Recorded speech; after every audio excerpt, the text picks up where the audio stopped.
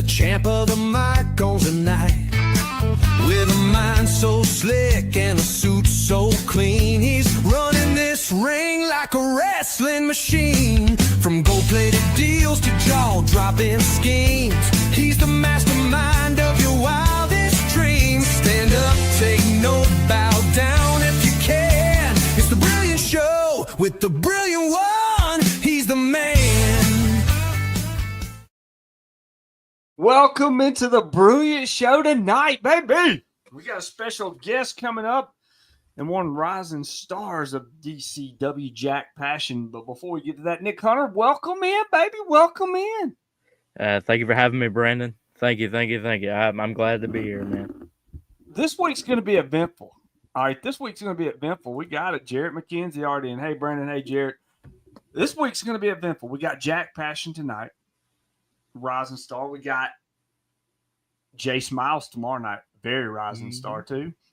And then Wednesday, we got JB. That's going to be an interesting one, huh? Mm-hmm. So we'll get to that. But first off, let's do this.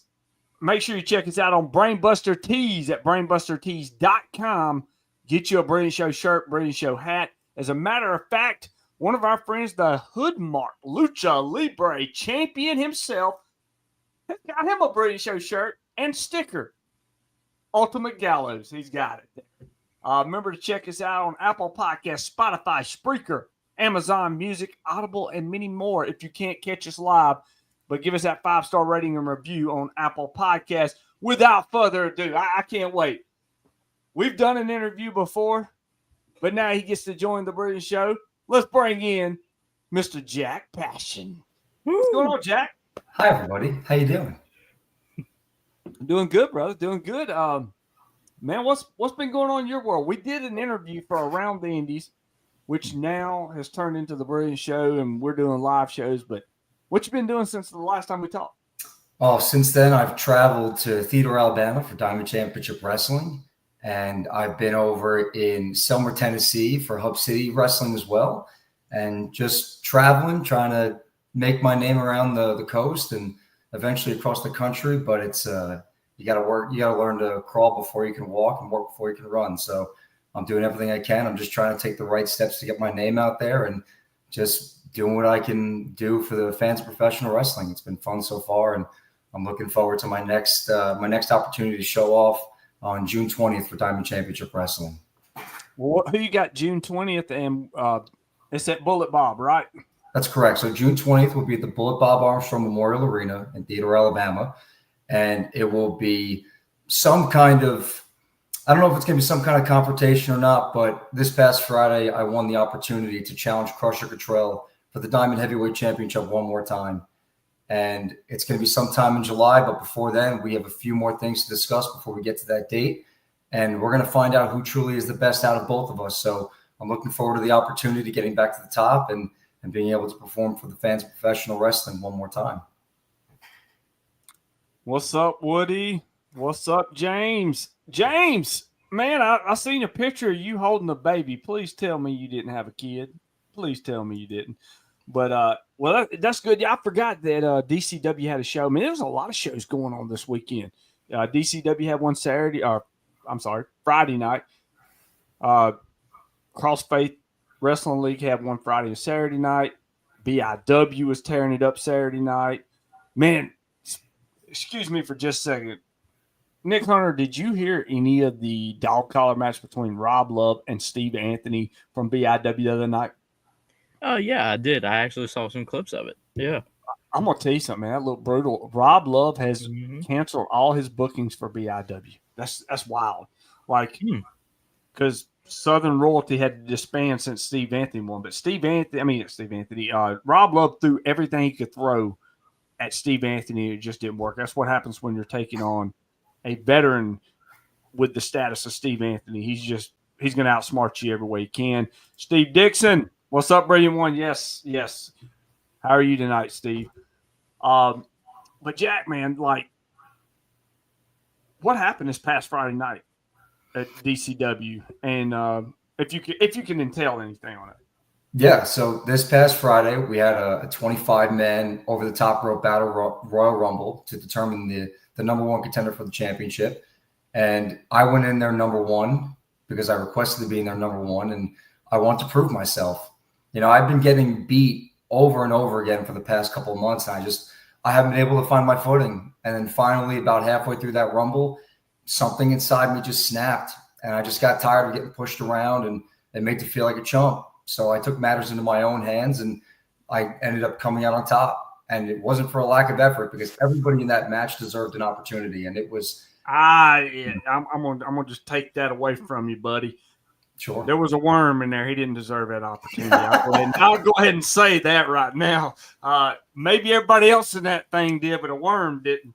I'll go ahead. Well, so you came out on top. You're the number one contender. Like you said, it's probably going to be July sometime. Are you ready to get that DCW Heavyweight Championship back? It's the only thing I've ever wanted since starting all this. It's the thing that I wake up every day and I wish that I had it back. And to have it for such a short amount of time that I did, and I really did cherish every moment with it. And it's like, you ever get to know somebody and you feel like you fall in love with them, and then they're just taken away from you within what feels like moments of your life. Like I had a flash in the pan with that championship, but while I had it, I felt like everything that I had worked for had been accomplished, and I had done enough to get to the top. And I found out real quick that once you're at the top, it's so much harder to stay there. And there are people gunning for you left and right. And that's what happened. I got put into a situation where Crusher Cottrell took advantage of an opportunity presented to him, and I lost the Diamond Heavyweight Championship. And when I had the opportunity to do so again, he found a way to win. And I'm not going to blame it on any other reason other than I just didn't have it in me to get up at the count of three. And it sucks, because as tough as I think I am, I'm a human being at the end of the day. And I gave that young man the fight of his life, and he was able to pull through. But this next match in July, it's going to be completely different from what people have seen from him and I already.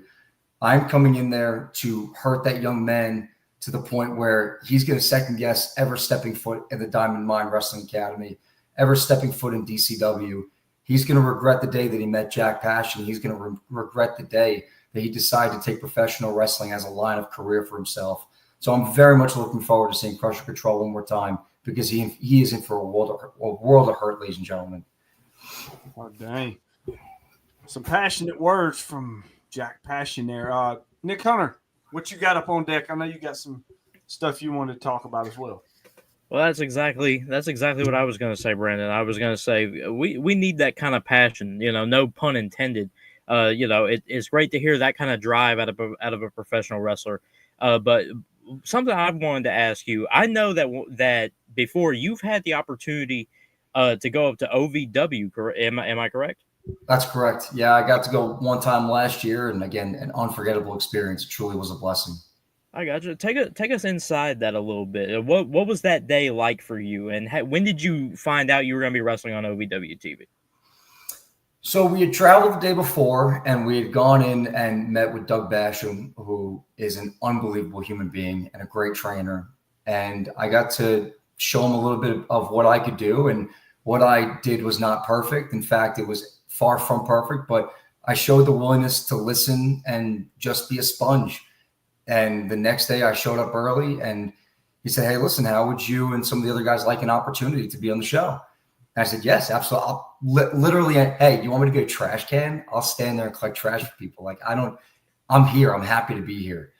And he said, "Okay, well, we could put you on the pre-show, and you have the opportunity to wrestle Orion and Brandon Lee." And I said, "Great. I would love to do so." And getting to be there and being around that environment and level of professionalism that not only the talent showed, but the crew and personnel showed, it was an unforgettable experience. And I learned just how good I was at the time, but how much further I have to go in order to get to the level that I want to be at. And OVW was a real wake-up call. And also at the time, I was working out, but I was looking at pictures of my body from that show, and I was like, man, there are so many other men and women who were in better shape than me, like truly like looked so much better. Like at that point, I looked like a good looking Pillsbury doughboy. Like I was nothing special. I was able to listen and learn and do what I was told. And I tried to make the best of my opportunity. But going there taught me that I had a long way to go, and I still do. And it was a very humbling experience. I'm very grateful for the opportunity to go up to Louisville, Kentucky and perform for the fans of professional wrestling there. I got a question, Hunter, before you get into that. Did you get to hang out or be around Cash Flow or any other ones that was on the Netflix series Wrestlers? So the only person that I ever got even remotely close to was Al Snow, and he was there. Like I got to speak to him for maybe a total of 12, 15 seconds. That guy is running the operation, and he is all over the place trying to do 15 things at once. Cash Flow was not there.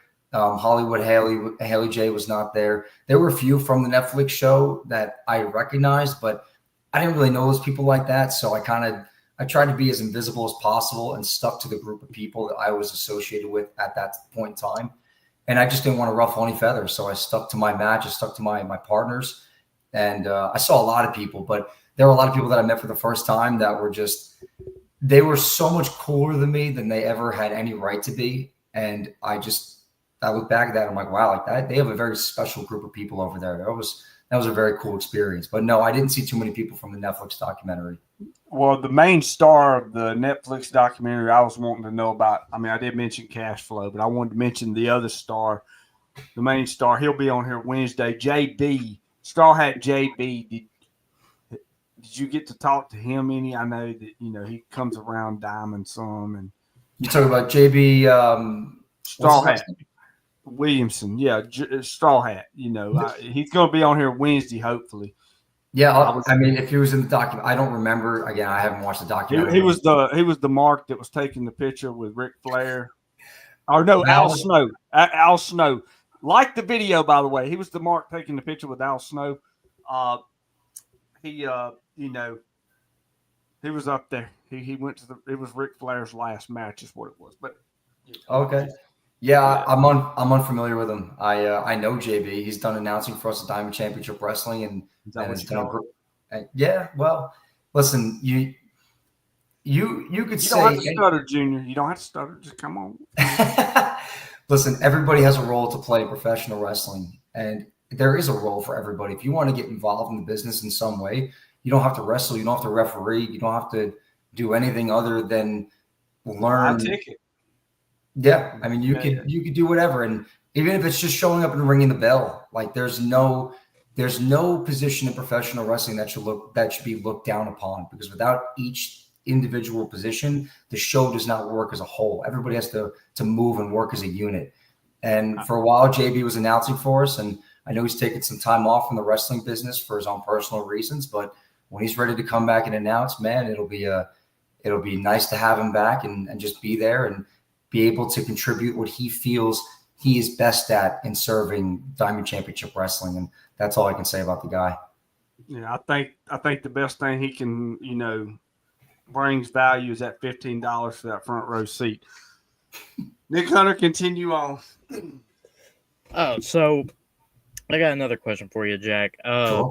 When did your love affair with professional wrestling begin? Like, take us to the very genesis of your love for professional wrestling. 2004, my mom had a Jeep that had the you ever see like the screens that pop up from the bottom of the car, like I think they have them in the newer models, but you could put like a DVD player in and the screen would pop down. So she had one of those, and me and my brother were sitting in the back seat, and she had a DVD, and it just happened to be WrestleMania 20.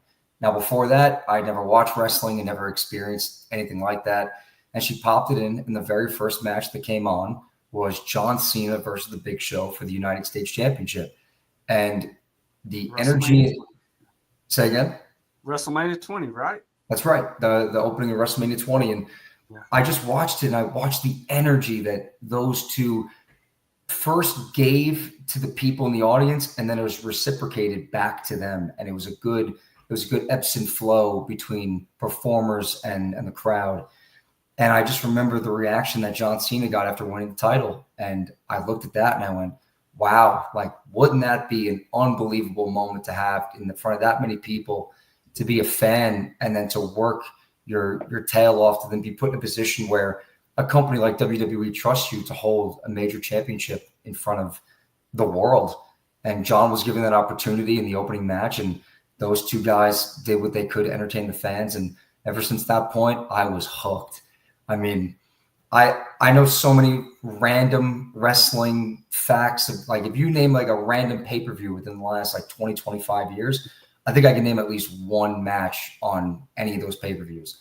I've just been in love of the concept of performing and giving back to people, not only physically, but emotionally. And it isn't art what we do. And everybody has the ability to paint their own canvas and create characters that inspire. You love them, you hate them, whatever it is.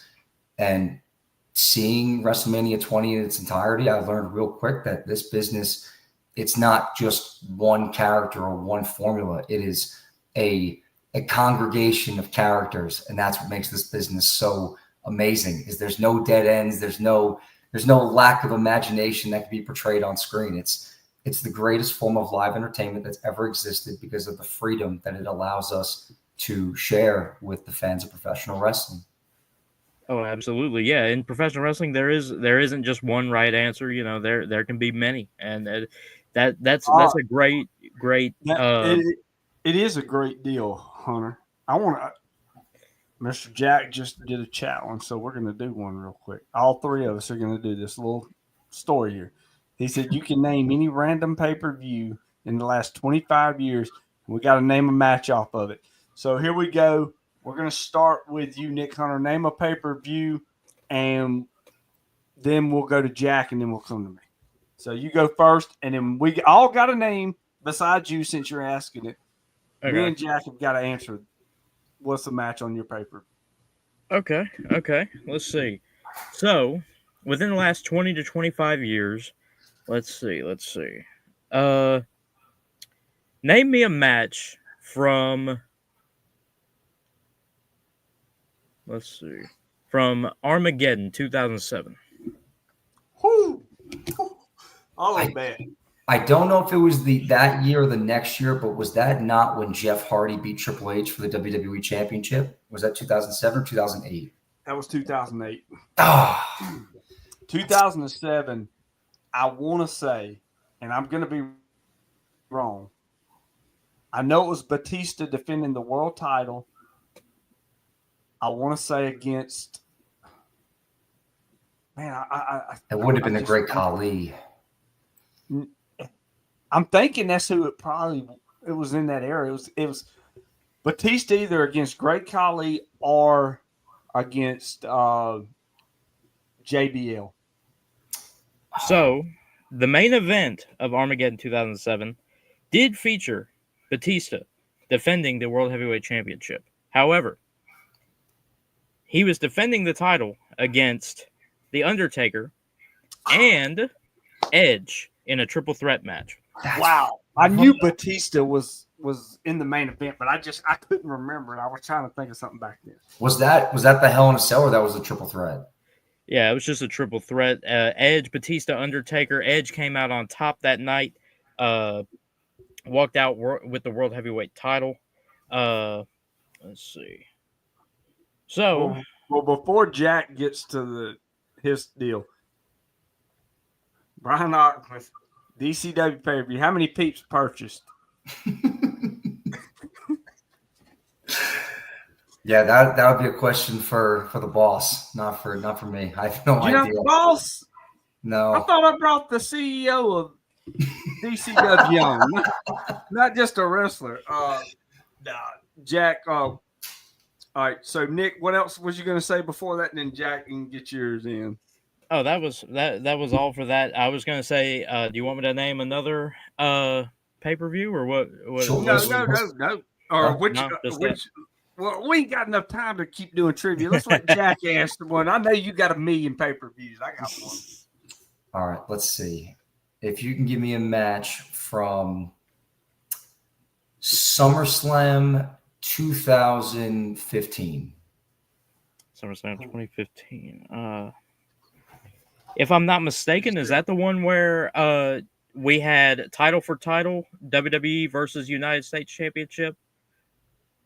Seth Rollins and John Cena, right? That's right. With Jon Stewart getting involved in the main event. Yep. Ah, exactly. Jon Stewart.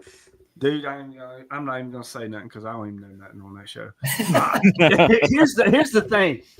Like if you say between 2000 or no, you say between 88 and 2012, I could probably tell you something.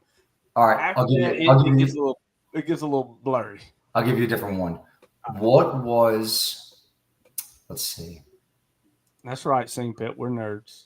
Who won the 2006 Royal Rumble? Rey Mysterio. Yeah, Rey Mysterio. That was. I can tell you blindfolded every winner of the Royal Rumble because that's one of my favorite pay-per-views.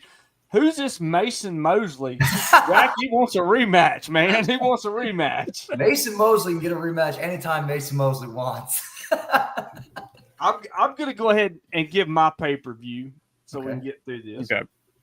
My pay-per-view is Armageddon 2002. Easy one. Oh, isn't that one is that the very end of the show? Oh no, that wasn't Evolution. That was 2003. Oh, what was the ending of 2002? Was that Goldberg and Triple H? No.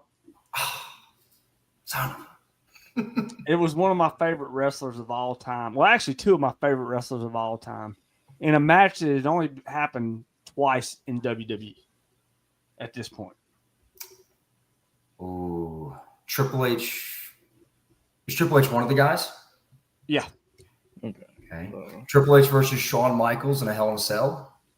Not Hell in a Cell, but you got the match right. But it was another match. It was a stipulation that had only happened one other time before this. And it was in 2001 when it happened. And it happened with Austin and Triple H. 3 stages of hell? That's it. Wow. Gotcha. What a match, too, huh? Anytime Triple H and Shawn Michaels had a match in the early 2000s, it was always fun. I mean, it was. Oh, yeah. Remember that unsanctioned match from SummerSlam? The return for Shawn Michaels. Gosh, dude, you want to talk about somebody marking out?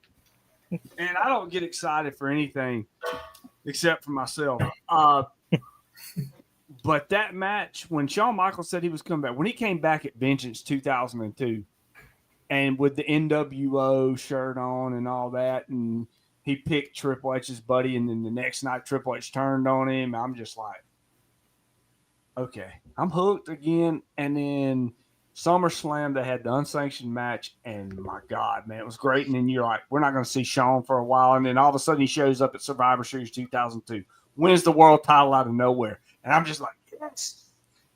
And I was always a big Triple H fan and Shawn Michaels fan, but yeah, I want Shawn to win. Remember the ending of that match when Triple H had Shawn on his knees and cracked him over the head with a sledgehammer? Yes. I'd never seen that before, and I was like, oh my God, he's dead. Like that's the end of Shawn Michaels. I was like, there's no way he's ever coming back.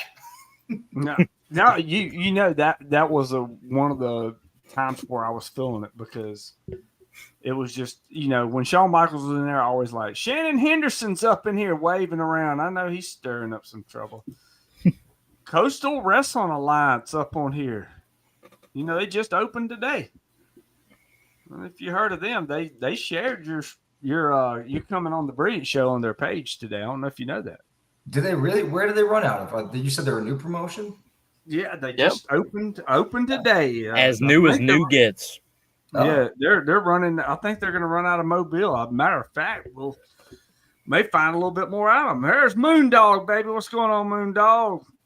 I want to get into something real quick too before we get, we done got off being nerds over here, as Sing Pet would say. It's the best part about wrestling. It's a world, just a bunch of nerds. It is. Suge White down here. Queen Sing Poo. Okay. I love this. So before we get off to anything else, dude, I just lost my train of thought. See, all this comments and Moondog waving it everywhere. Yeah, he is Moondog. Scene pet, of course you are. Let's see. I'm trying to think. Go back to something, Nick. I got to think this up again because it was a good question and it just slipped my mind. So maybe you Brandon. can. Maybe I'll jog your memory. Maybe I'll jog your memory. Yeah, maybe you'll jog my memory. Let's see. So what is your, we've got, we've been talking about a lot of different types of matches and stuff like that. What is your favorite match that you have ever had? My favorite match, I think, would be the steel cage match against Buzzsaw Benelli last July. And it was such a unique experience because I had never been, obviously, in a cage. That was my first time being in a cage. And there are so many things when I look back at that match that I would do differently. And I just took it as another learning experience that I still have a lot to learn about all this and how to make matches like that work. And I feel, you get people that tell you that you did a great job all the time. You come to the curtain and they just give you the obligatory pat on the back. Like, oh, dude, that was great. That match was great. I find it harder and harder to ever accept that what I do is good enough. I always want to find a way to make it the next level or make it just that much better. And I go back and watch the cage match, and as much as I wish things could have been differently, I still got to go in there and wrestle inside of a cage. Something that I was doing, with my brother in the backyard. We used to have a big old Rottweiler in our mom's backyard, and we had to put like a big cage in the back so we'd be able to go outside and play. Well, when the dog was in the house or getting groomed or whatever, me and my brother were playing music in the backyard and jumping off the top of the cage and wrestling inside this giant dog cell. And I remember that being one of the most fun times I ever had growing up being a fan of this. And when I finally got to do it in the ring and I looked around and really took in the moment, I was like, wow, like I'm here almost 20 years later. Like I'm actually going to wrestle somebody in a cage. Something I was doing with my brother as a gag when I was younger. And it made me feel happy and even more grateful to be where I am today. So probably the cage match would be my answer. Awesome. It's always great to hear. Always great to hear. Nick Hunter, what's up? I still haven't thought of what I was going to say, but Steve Dixon's got something to say, and then we're going to get to it because you got to bring it up. It's almost time for it. It's been brought up in the comments, so let's go ahead and do it. But Steve Dixon has a question for Jack. Will there be AC at the next show? Lord willing. Lord willing, Steve. If you don't think we know it's hot, we walk in that building and we're sweating bullets. And no pun intended. No pun intended. But yeah, it's hot in that building, man. And we've got the fans going, but again, there's only so much that I can do. And, well, now I got a question talking about AC and stuff. Sure. All right, let's jump into it. Now, you said the building don't have AC. You're sweating bullets. It's hot, and it is. It's getting into summertime. I mean, we're getting into June, July. That's the hottest time of the year. Let me ask you this: is there an air conditioner in Brent and Scott's office? Yes. I know they can't sweat too much now, huh? Yeah, so there's an AC in the office for the grill and the production equipment, but again, you got to keep the technology cool. You call them Brent Technology? Hey, listen, the set that we got back there, they're sitting there and they're trying to put on a wrestling show. So I get it, man. And again, if it was up to me, we would have AC in the building. There would be upgraded equipment left and right. We would have talent coming in like nobody's business. But there are only so many things that I, as a talent, can control. And the only thing that I can control is how well I perform in the ring. And that's all I can do. I can go out there, I can rap, I can sing, I can go in between those ropes and try and pay respect to the people who put their bodies on the line before me. And then I can leave and I can say hello and goodbye to the people that take care of me. And I try and take care of them, not just the workers in the back, but the people out front. And then I go home and that's all I can do. So that would be a decision for them to include something like that. But until that happens, man, you get great cardio. I'll tell you that. Like if you're not in shape, you're going to get blown up in that building. Like there's no two ways about it. So going in and training in that building and then being able to perform in that building. I mean, we've had people come in from outside of that building, and yeah, they said the same thing. Like it's hot in here. Like it would be so much better if you guys had AC. But the reality is we don't, and we have airflow. But if you're in good shape and you're not worried about that kind of stuff, then come on in and wrestle for us at Diamond Championship Wrestling. Again, if we could have AC, I'd have it there in a heartbeat. But we don't at the moment. We have fans, and we make do with what we have. So that's all I can say about that. So Stephen Dixon has another question. Dixon's got all the gold here. Yeah. Doesn't he own an AC company? Does he still own the AC company? I believe he sold it and now works for a different company out in Mobile, but he travels up and down the coast. But again, a question like that would have to be for him. I can't speak to stuff like that. I don't know. Absolutely. Well, I just got this. You know, when you go into a break room at your job, they got all those what's it on the walls? You know, the policies and all that of the work environment. Are you in a hostile work environment right now? Because No. you know you can call that number 1-800 get help. But wait a minute, it's a safety hazard. But look at Shay attention. But all right, so let's get back to this. I think I thought of what I was going to say. No, I didn't. So we're going to move on. Nick Hunter, keep going. I'm actually working you tonight, Nick Hunter, instead of myself so much. Yeah. So OSHA, that's it. Very- OSHA. That's the OSHA posters. Yeah. very, very political answers there. You know, and I understand it. I respect it. I get where you're coming from. But let's go. Buddy. Let's go. Not so political right now. All right. And let's say you, Jack Passion, I have it on good authority that you, my man, you rap. Is there any chance that right here on the Brilliant Show we're gonna get a Jack Passion freestyle right here on the Brilliant Show? The people have been asking for it. We want to see it happen. We want to hear it. Is there any possibility we can get one? Sure. What would you like? What kind of freestyle would you like? 100 bars. I mean, 100 bars. Jeez. It's a lot of bars. No, go ahead. No. Go ahead, Nick. You No, do you- this. I had yeah. to say that. Just go with whatever feels good to you, my man. Go with whatever feels good to you. You know, if that's if Dixon that's sings only about AC. about Steve Dixon, do you have AC at your house? Are you just hot? I mean, 'cause you brought up AC. I don't think you. I got one for you. All I'll right. rap for all you fans all the way from A to Z. The Bullet Bob Armstrong building would be cooler with some damn AC. Come on, man. We got to get something in there. Hey, that's a pitch. I'm gonna cut that out and we'll send it to Brent. Good Lord. All right. Now do a good one, because I don't want you to make me cry. Okay? Because I don't like it when I have to do that. But why don't you shoot on the Brilliant one? Say something good about him. Say something good about you? Yeah. You just gave him the hardest task in the world. I know. and then told That's him- what I'm saying, because can't nobody find anything good to say about the Brilliant one. All right? Anything about the Brilliant one. Even shitting on the Brilliant one. You can shit on me. I don't care. I don't mind. I mean, I'll cry, but I don't mind.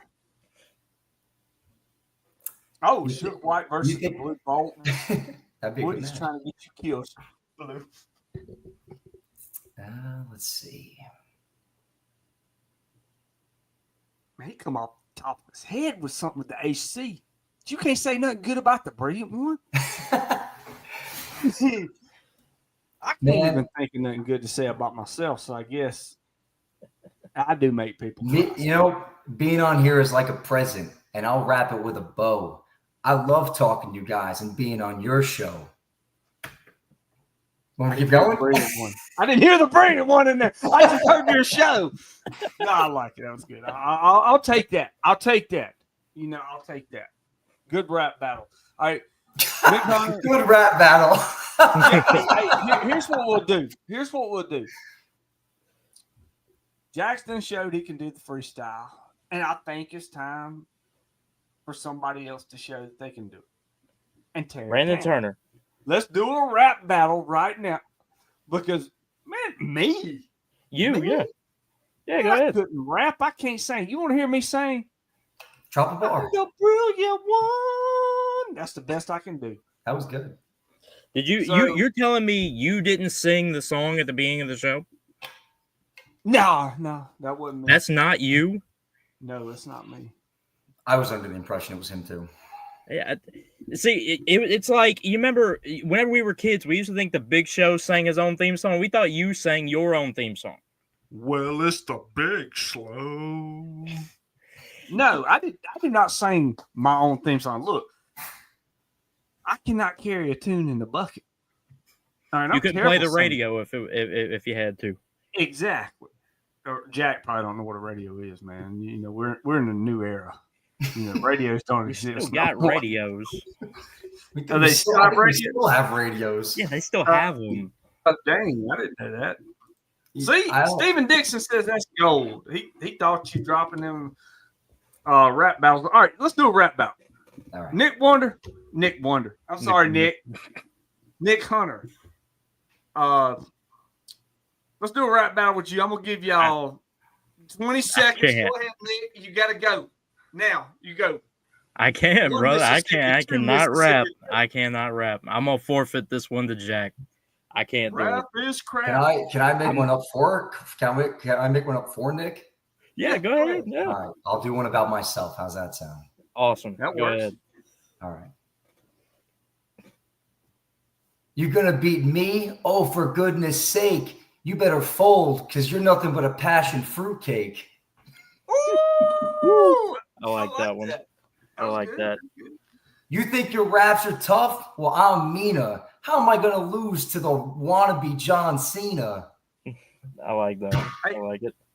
Have you ever heard of the Blue Bolt? I have now. All right. You need to do a rap on the Blue Bolt. That's what you need to do. Okay. Let's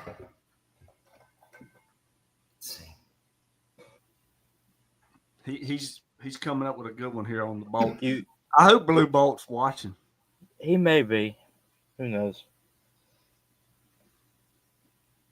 Man, he's having a hard enough time getting with the Brilliant one. Now he's having a hard time with the Bolt. Let's see. Well, I mean, not many people thought highly of the Bolt, did they? Yeah, You know what's funny? Whenever you hear stuff like that, the first inclination is to try and rhyme like the last word, and you try and just find words in your head that rhyme with bolt. And the only one that's coming to mind is Colt. If anybody can throw another one out there, that'd be super helpful. Dr. Seuss called. Said they want their nursery rhymes back. Man, they ain't giving no nursery rhymes. I don't know how to spell nursery rhymes. Dr. Seuss slaps. I don't know what you're talking about. rap about Suge White. Who said that? Dixon. Somebody said you should rap about Suge White. Oh, no, that's I not don't- sure. Not you don't. Is Suge White a wrestler, manager, referee? What is Suge Yes, White? sir. He is a He's a wrestler. murderer. He's the one that said you had them Dr. Seuss nursery rhymes. Dang it, my feelings. He's that All right. guy. Well, now you've done angered me, so I guess I have to. All right. Who do you think you are, Mr. Suge White? You step to me, you're getting nothing but a fight. I'll knock you out and leave you off like last night. And that's all I got. And that's a scary ending. So what a fright. You heard that, Suge White. I want to take that to the bank, bud. I don't know. It wasn't good. I just tried. I don't know. Oh, it We got to came respect out the man great. for trying. We Came have out to respect great. the man for trying. You know what it Let's sounded go. like? Sounded like Death Row, baby. Sounded like that. Remember to like that video. Like this video. I got to plug a couple of things, then we're going to get back. I think I figured out what I want to talk Maybe about. that's what Doctor stands for. Death Row Seuss. Yeah. Ooh. Ooh, Thursday night, we got a 20-year plus vet coming on. We're going to show some matches. If you want to submit a match and get it critiqued by a vet, submit your match to brilliantinc21@gmail.com. We got, like I said, he's going to come on. He's going to critique it. He's going to watch it. We're going to do a little commentary. I'm not qualified to talk about anybody's wrestling matches except for a worm and a kid.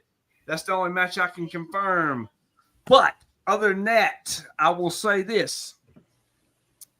You're going to be impressed with what comes on Thursday night. We'll check it out. Shannon Henderson up on here. He's opened up his new promotion with a worm. But anyway, let's see here.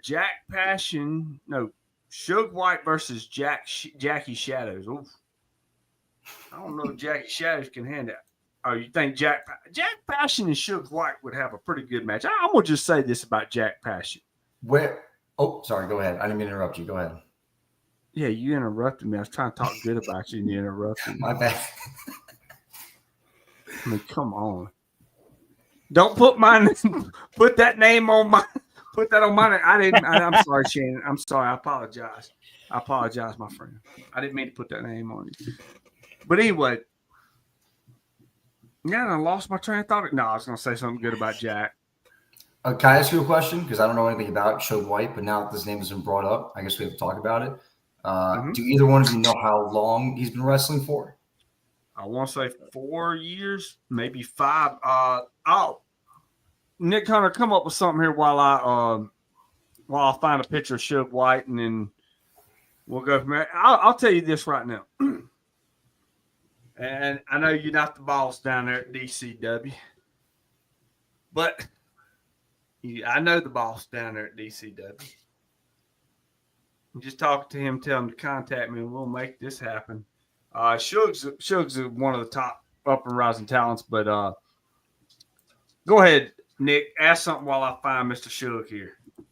Well, real quick, we're talking since we're talking about like experience levels and stuff like that. Tell me how it was for you whenever you first got started in the wrestling business. Tell me exactly how you found your wrestling school and how you got started on your journey. Absolutely. So I started down here when I started looking, it was January of 23. And I knew I always wanted to get into the business, but I didn't have a clear avenue in which to go.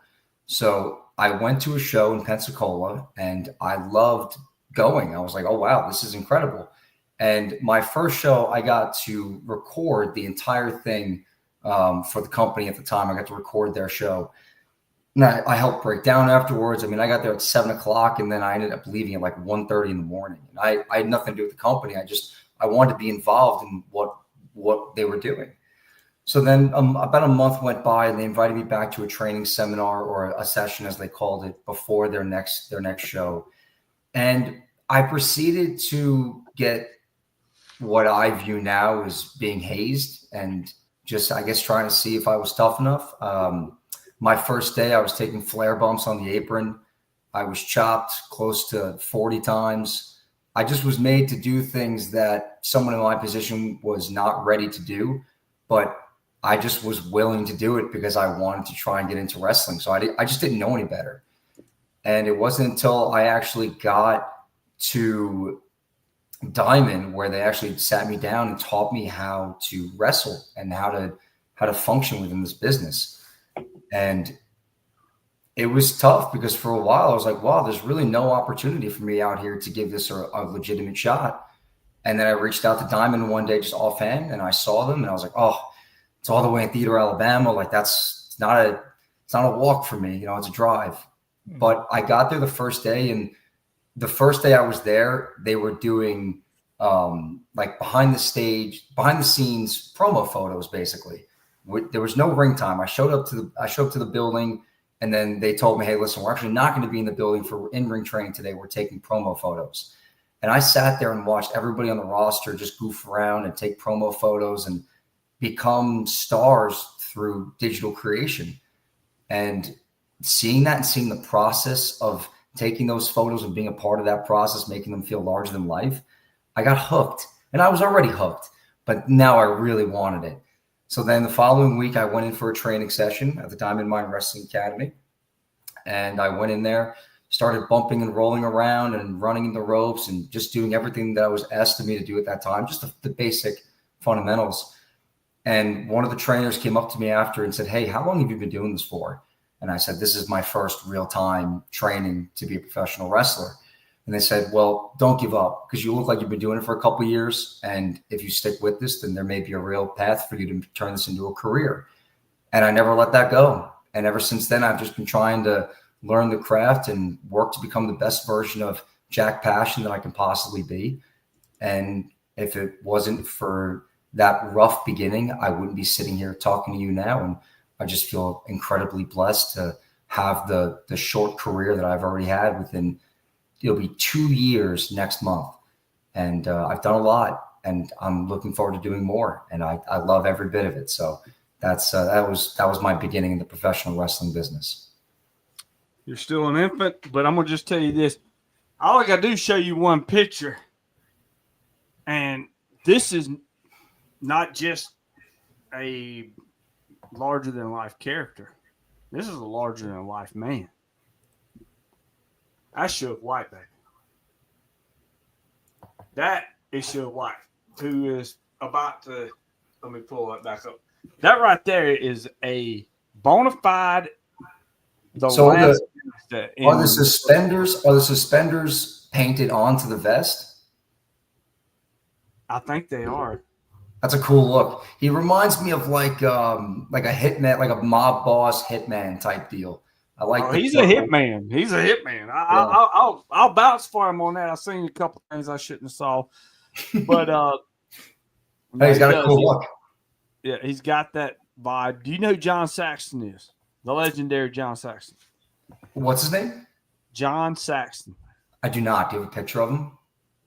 I will find one, but before we get to that, he's managed by John Saxon. Now, John Saxon has been killing it on the independent scene for forever. And he's just one of them that you didn't want to meet in the dark alley. And I'm saving the picture right now. We're going to get this up on here. He was actually on the show not long ago. And John, let's see here. He manages Suge and Jackson Slade. I don't know if you know who Jackson Slade is. Oh, yeah. Is that the guy with the handlebar mustache and the crazy tattoos? Yes. Yeah, I have seen that guy. That's a very unique look. That's pretty cool. Jackson Slade's unique talent. That's John Saxon right there. That let me say this. That's John Saxon back in his days, but John still could whoop some ass. So don't even joke about it. Looks like a tough dude. Looks like something you won't want to mess with. He's another one that I didn't understand how he didn't get signed, but you know, he came on, he explained a lot that he stood in his own way a lot of the reason. I mean, he did a lot of stuff with TNA and stuff like that back in the early days. But we got some questions that I want to get to. Syncpet says, that's a tattoo. Oh, no, it's not a tattoo. All right, that was good. All right. We'll get to you. We're going to get to a couple of them. All right, what other promotions have you worked besides DCW? Oh, yeah. So I've worked for the Guardians Legacy in Panama City. I've worked for Southern Wrestling Tradition, which has been both the Possum Palace in Florida and Pavo, Georgia. I've worked for, obviously, Ohio Valley Wrestling. The one time I was up there for their pre-show for their pay-per-view. I've worked, let's see, Hub City Wrestling in Tennessee, Tennessee Championship Wrestling in Tennessee. I've worked for Rocket City Championship Wrestling up in northern Alabama. I forgot which town it was. It was a long time. I know exactly where you're talking. We'll get to Rocket City because I got a question about Rocket City. We talked about Legacy Championship Wrestling, which I believe is Steve Starr's promotion. We talked about him last time. Steve and Gil Culkin. Yes. Let's see. I think that might be it. I'm also Adrenaline Championship Wrestling when they were in the Montgomery, is it the Montgomery Civic Center? What's the name of that building in Montgomery, Alabama? I believe it is the Civic Center. Is this okay? So I wrestled in the Montgomery Civic Center for Adrenaline Championship Wrestling, and I think that might be it. There could be more that I'm missing off the top of my head, but I think that's all of them right now that I've worked for in the area. Willie Buck, he said that. You need to open your ears, son. And ladies and gentlemen, I know the Guardians legacy is still just like me, right? Less than 2 years of being around. If you have the opportunity to go see a Guardians legacy show in Panama City, usually at the Rosenwald High School, the Legacy Arena, I encourage you to do so. They have a great production staff over there. Everybody is so friendly. The venue is beautiful. The ring is great. Everybody that works in-house, back of house, it's just a phenomenal atmosphere. And I really encourage anybody, if you haven't been to a professional wrestling show out there in Panama City yet, please give them a shot. They're doing some good work over there. How much did they pay you to do that spot? You got that down pat, man. You know, it's funny. It's I would say about anybody that gives me an opportunity to go out there and wrestle. Like I'm not. You're not about money. You're about opportunities, right? The first check that I ever got, like my first ever pay from a wrestling company, is still this is a new office that I'm putting together, so it's not here right now. But Legacy Championship Wrestling, the first to pay you? The first pay I got was Northwest Florida Wrestling with Jackie Patterson. Well, that's another company right there. Was that the one out of Pensacola? No, the one out of Pensacola was APW with that was a good question. That was with that was Tiny's promotion, yeah. And I got to record him on his last show before he passed away. And when I was there, he was great. You know, it's funny. I just got to wrestle him recently, but the first guy that I ever saw show up at APW in like a suit and look, he was ready to go, was Hunter Hendricks, the Prodigy. I was about to that. You know what? I had the brain fart earlier. That's what I was wanting to talk about. Was Hunter Hendricks? Go ahead and do it. Yeah. Hunter Hendricks is a great guy. Listen, in the grand scheme of things, I'm a nobody now. But when I really just came to Pensacola for that one show and I had nothing to do with the wrestling business, he treated me like an equal. And he didn't try and outsmart me or outwit me. He was working on his character and trying to grow what he was currently doing at the time. And I said, hey, man, listen, when you see this camera in front of your face, take every opportunity to just talk and never shut your mouth. Just keep going. And he talked all the way around the ring for his entrance. And then after he won the match, he talked all the way to the back. And recently when we got to work together in Pavo, Georgia, he brought that up again to me. And I had totally forgot that I had even done that for him. I just remember being there at the show. But then it reminded me of what a stand-up guy Hunter Hendricks is and was at the time. And then we got to have our match together. And while I don't necessarily agree with how the ending of the match went, Hunter Hendricks put up one heck of a fight. And I got to tip my hat to that guy. He knows exactly what he's doing. And I'm excited to see what's in his future as well. Well, the thing goes with Hunter Hendricks that goes with JB. Pay that $15, sit on that front row. That is your role, Hunter Hendricks. No, I'm just joking. Hunter Hendricks will be up next Tuesday night right here on the podcast. Hunter, as a matter of fact, I'm messaging you right now to tell you Tuesday night. So if you can't make it Tuesday night, well, then you just out of luck. But anyway, who was your trainers? Stephen Dixon says. Yeah. So originally my trainers were Zane. Are we talking about Diamond Championship Wrestling, right? No, we're talking about anything. Just who trained you? Who started out training you? So you brought up Zane Stevens, another legit badass, another good guy. Enjoy. All the respect in the world. That is one of the toughest dudes I've ever met, and truly one of the most giving, caring badasses that you will ever meet in your entire life. Ryan Gale says the Montgomery Show. Laugh out loud. Or if you know, you know. Oh yeah, I noticed. Oh yeah, absolutely. That show was missing. That show had a few holes in it, and I'll leave it at that. But Zane Stevens, Mac Daddy Duds, those were the two guys in the beginning that really helped me. And so there were only certain days I can go in the beginning, so it was mainly Zane, but Duds was there every now and then. And then once we moved into the Bullet Bob Armstrong Memorial Arena in January of 2024, it was Scott Armstrong. And Mac Daddy Duds. And then along the way, we now have Marcel Pringle and Josh Payne who help us at the Diamond Mine Wrestling Academy. And they're just a joy to be around. And just two guys, every time you see them, you just can't help but laugh and smile and go, man, what a nice what a nice coupling of people and personalities to be around every single time you step in that building. They're just great individuals. So yeah, those are the guys in the beginning, and those are the people who are training me now. Jace Miles, I hope you're going to be on here tomorrow night. Don't worry about Hunter Hendricks. Be on here tomorrow night. Man, I'll tell you what. I know this wasn't a question, but Jace Miles is another one now that I've seen for however long he's been around, and since the moment I met him, he was such a cool guy to me when he came to Diamond. And then actually getting to watch his matches on YouTube and see his highlight packages and seeing the work that he's doing with Braxton Hunter and the Pillar, that's another guy who, if I ever had the opportunity to step into the ring with him and really test myself, I would love to do so. That's a really talented performer right there.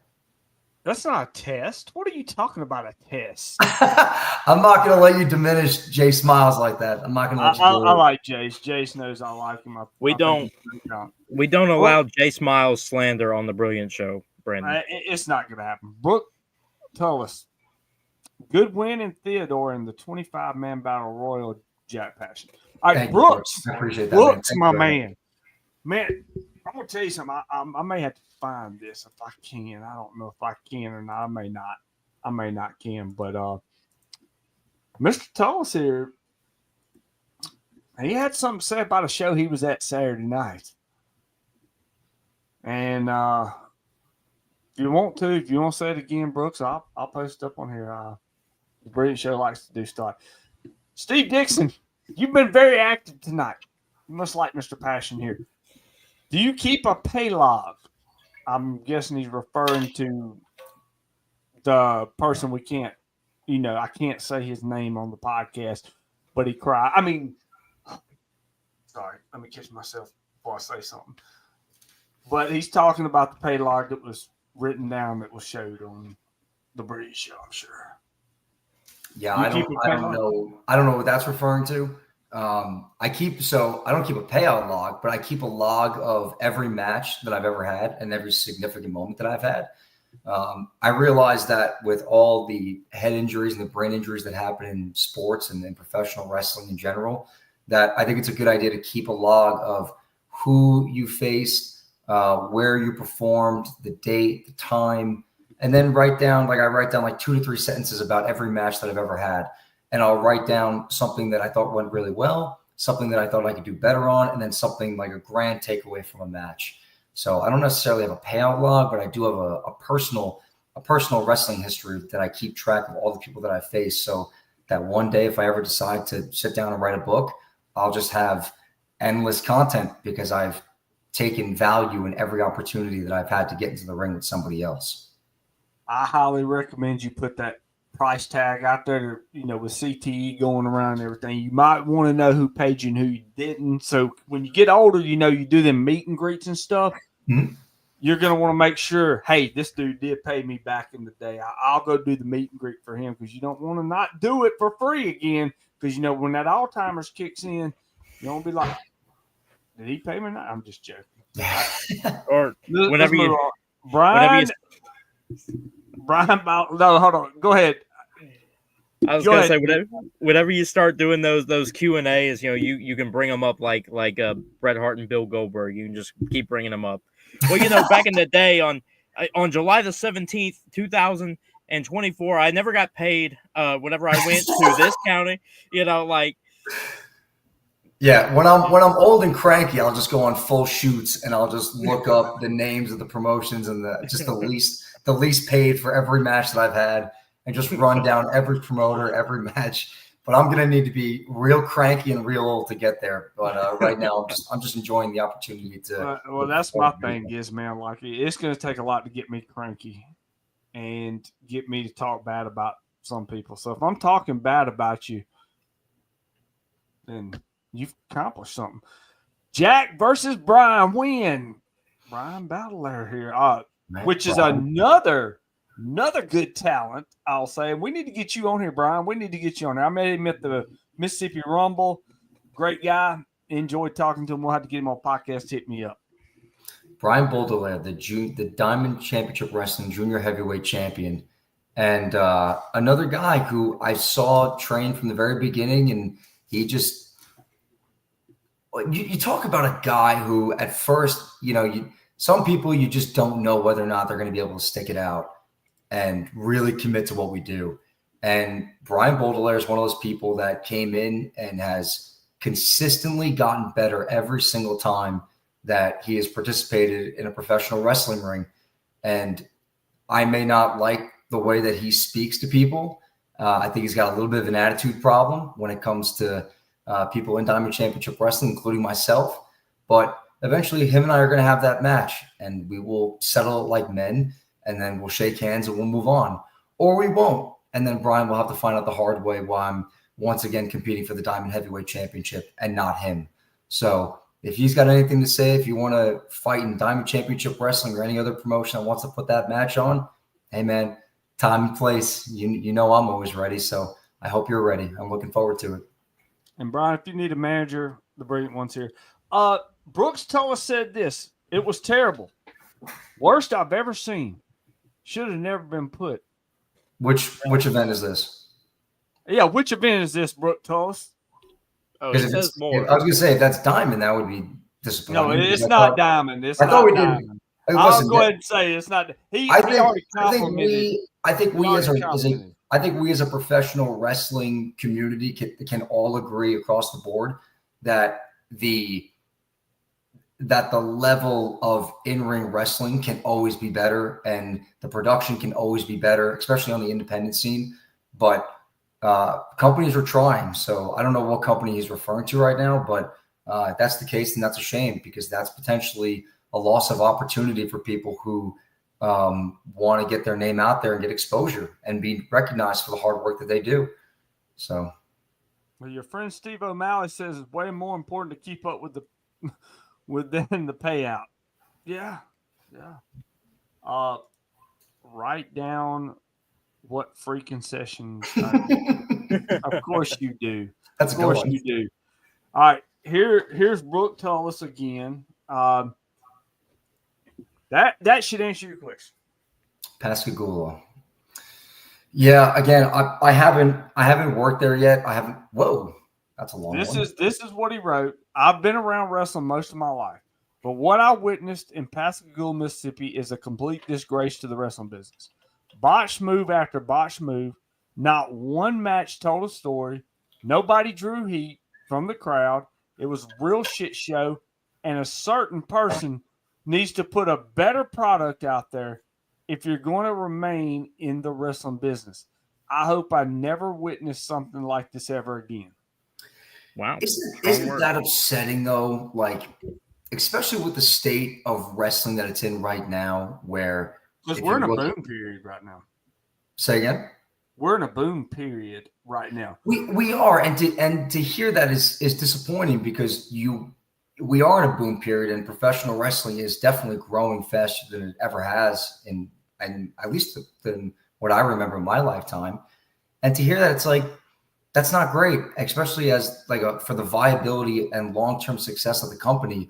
You're not just going to drive people away. If that is the case, you're not just going to drive the fans away, but those people are not going to have an opportunity to perform and get their name out there and get reps and put matches on their resumes. Like, we all need that. We all need to work together to gain that experience.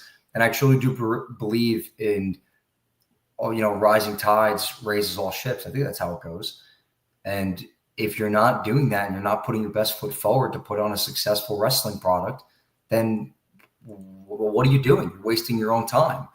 Our job is to help people escape from the day-to-day bullshit, not make things worse for people. And to hear that from a different company, it's unfortunate for the wrestling business here in the local area. It sucks. I agree with you fully. I was not laughing at what you were saying there. I'm laughing at the person that was supposed to be on here tonight before you accepted the invite, who retired. Who runs Pascagoula? Does anybody know?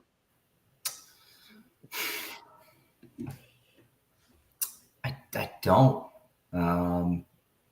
Brian Ogden says MCW runs Pascagoula.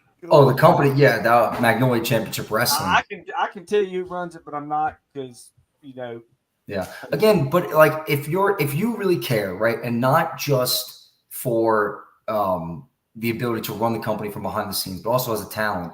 If you see that and you hear that from somebody who supports you and wants to be entertained, then don't get offended by it. Take it, absorb it, and see what you can do better as an individual to then help the team as a whole grow the product. You know, it takes a village to make a star, and then it takes stars to carry a company. But everybody has to be on the same page in order to do that. So I think for them, it's just putting people in the right positions to succeed, and also finding things that make you unique as a performer and capitalizing that on as a business. And if you're not doing that, then you're not going to give people the product that they came to see. And again, that's an escape. You know, one of the greatest characters of all time was Bray Wyatt. And when Bray Wyatt went to The Fiend, people were captivated by it. And it was so different because all they were force feeding you for the longest time was what? John Cena, right? For years. I mean, that was the top guy. But you need variety, and you need more than one style. And I think that's something that they're going to have to focus on, is tapping into what makes them individuals and then working together to grow that company, because we need more professional wrestling companies, not less. So that's not a good sign for Magnolia, and I hope they get their act together because we need them. All right, here's the deal. Nick Hunter, come on up. Jack Passion, come on up, because we're gonna do a little segment here. We're gonna talk about, you know, I know Jack, you've never been a promoter, but you've been around the business, so you kind of have you been around a promoter?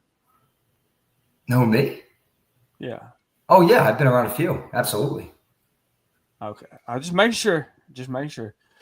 So here it is.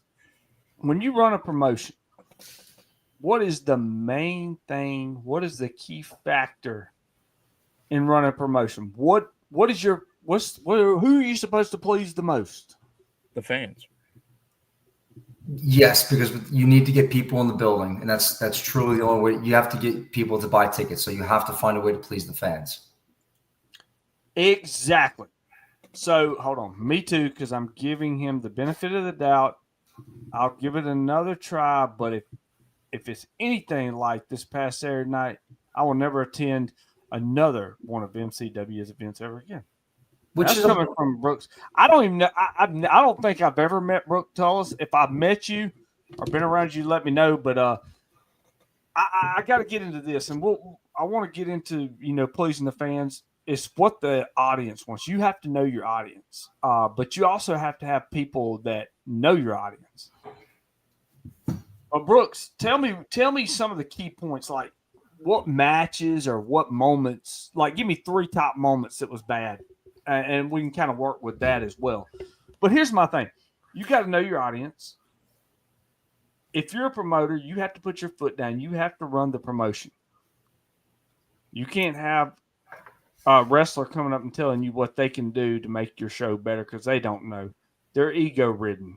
They want the show ran that makes them in the brighter light. You have to lay the law down.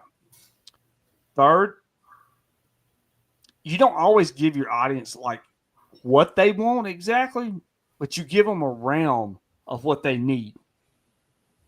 There was no connection. And this is the problem. I'll go ahead and speak. This is not just with what he's saying here with this company. It's a lot of companies. People don't know how to work a crowd. They don't know how to engage with a crowd. They're worried about what move they're doing next. They're not worried about, oh, well, I'm not out here. I'm out here to impress the boys in the back who didn't pay a ticket, who's not paying my paycheck, instead of the people that's sitting out here in the front of the crowd who you're supposed to be pumping up. I'm not trying to impress somebody in the back. I'm trying to impress the people that paid their hard-earned money to sit right here and watch me. Even as a manager, that's what I do. And let's see what else Brooke Tullis says today, and we'll go around. The whole show, not any 3 matches. It was the whole freaking event. Wow. Which again, like, that's not, as somebody who is constantly looking for bookings in the area and looking to work with new companies and new performers, you don't want to hear things like that. Like that's not encouraging. And you want to find a way now, if you're in the company and you don't feel that way, well, there's a fan. Again, it's one fan, but it could be one person speaking for who knows how many others, right? So, and their opinion is valid. So if they were not impressed or to not love what they were seeing, you can't just dismiss them as, oh, that's just one crazy fan's opinion or whatever it is. Like that's somebody who feels that they went out of their way to go see professional wrestling on their own time and they were disappointed. So you have to find a way to mitigate the damage and come back, and whatever the next date for the next show is, you got to knock it out of the park. You got to put your best foot forward, your best matches that you can book, and the talent has to go out there with a purpose. And if you do that, then maybe you rebrand yourself as more than what is currently being portrayed, which is right now not a positive company to go work for. And that sucks because every company should be a positive company to go work for. Not every company is going to be perfect, but it should be a positive experience nonetheless. And I just hope they get their act together, man. It just sucks to hear. It's a bummer. Well, here's the thing too, man. It's not like just now. I'm not talking about a certain promotion. Talk about taking over from old AWI, man. AWA's dead. Here's the thing. Look at it this way. Everybody needs a place to work. I do not crap on any promotion that gives the boys a place to work. It gives them somewhere to hone their craft. It gives them somewhere to showcase their talents, to do this and do that. My thing is this. You do have to listen to your audience. And you have to find something that resonates with them. And that,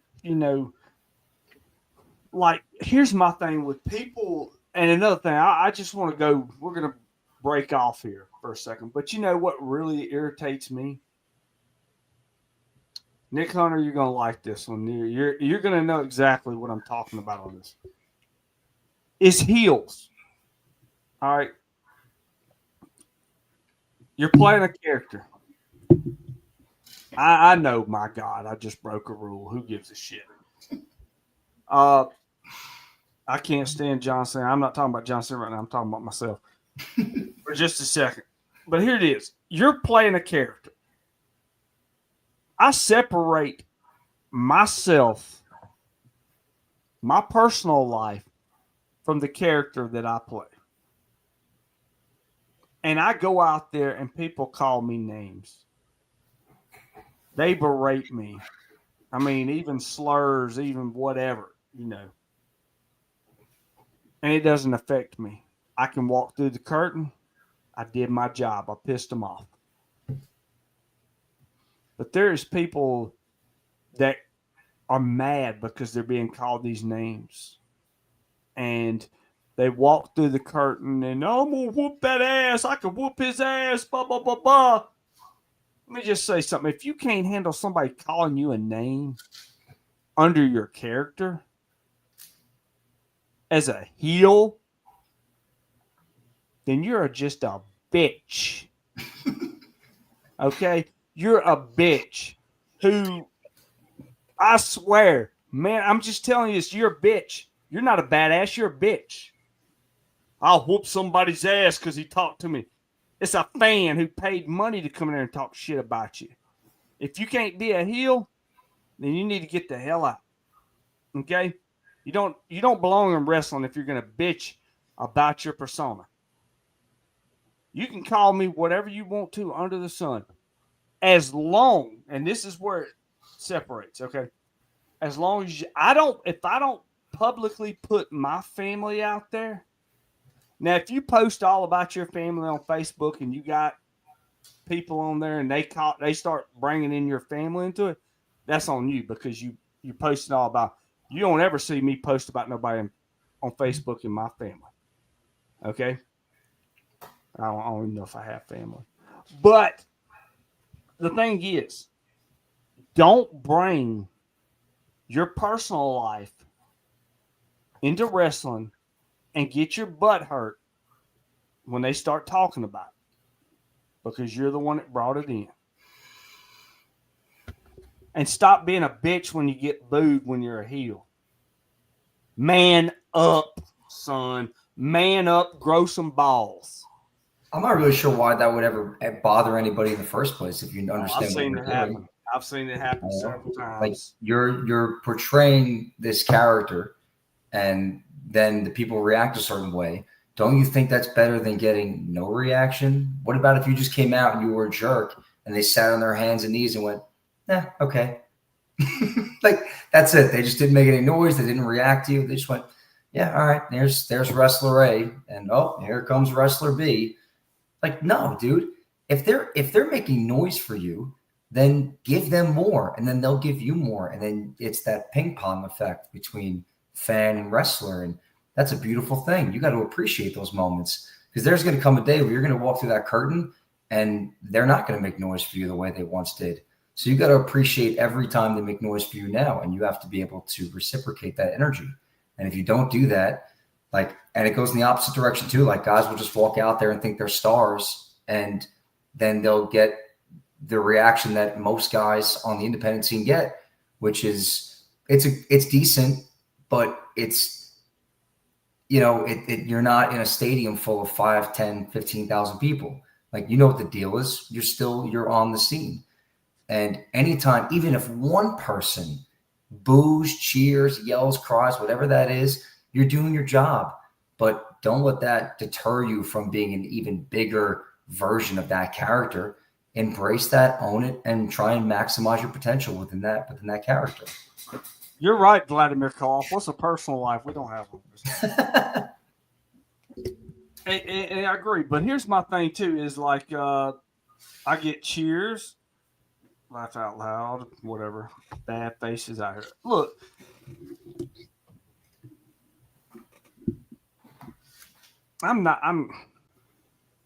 you can say whatever you want to say about me. My wife will tell you right now, I don't have no feelings. So when you say something bad about me, I take it as a badge of honor. And you're not going to hear me encrypted message calling somebody out. Because, the problem with people is, if I got a problem with you, I will say your name. I know their name's not even worth it, but I know they said something about me on their post, which I feel is free advertising. Publicity. Free publicity. I'll take it. Then then somebody commented, well, he's behind the mic. Well, there's a difference is I am behind the mic, but I'm saying your damn name. Whereas you're making a post on Facebook with no balls and not putting my name in it. I'll just say this. I am behind the mic, but anytime that I'm in a show and you want to show up, come on.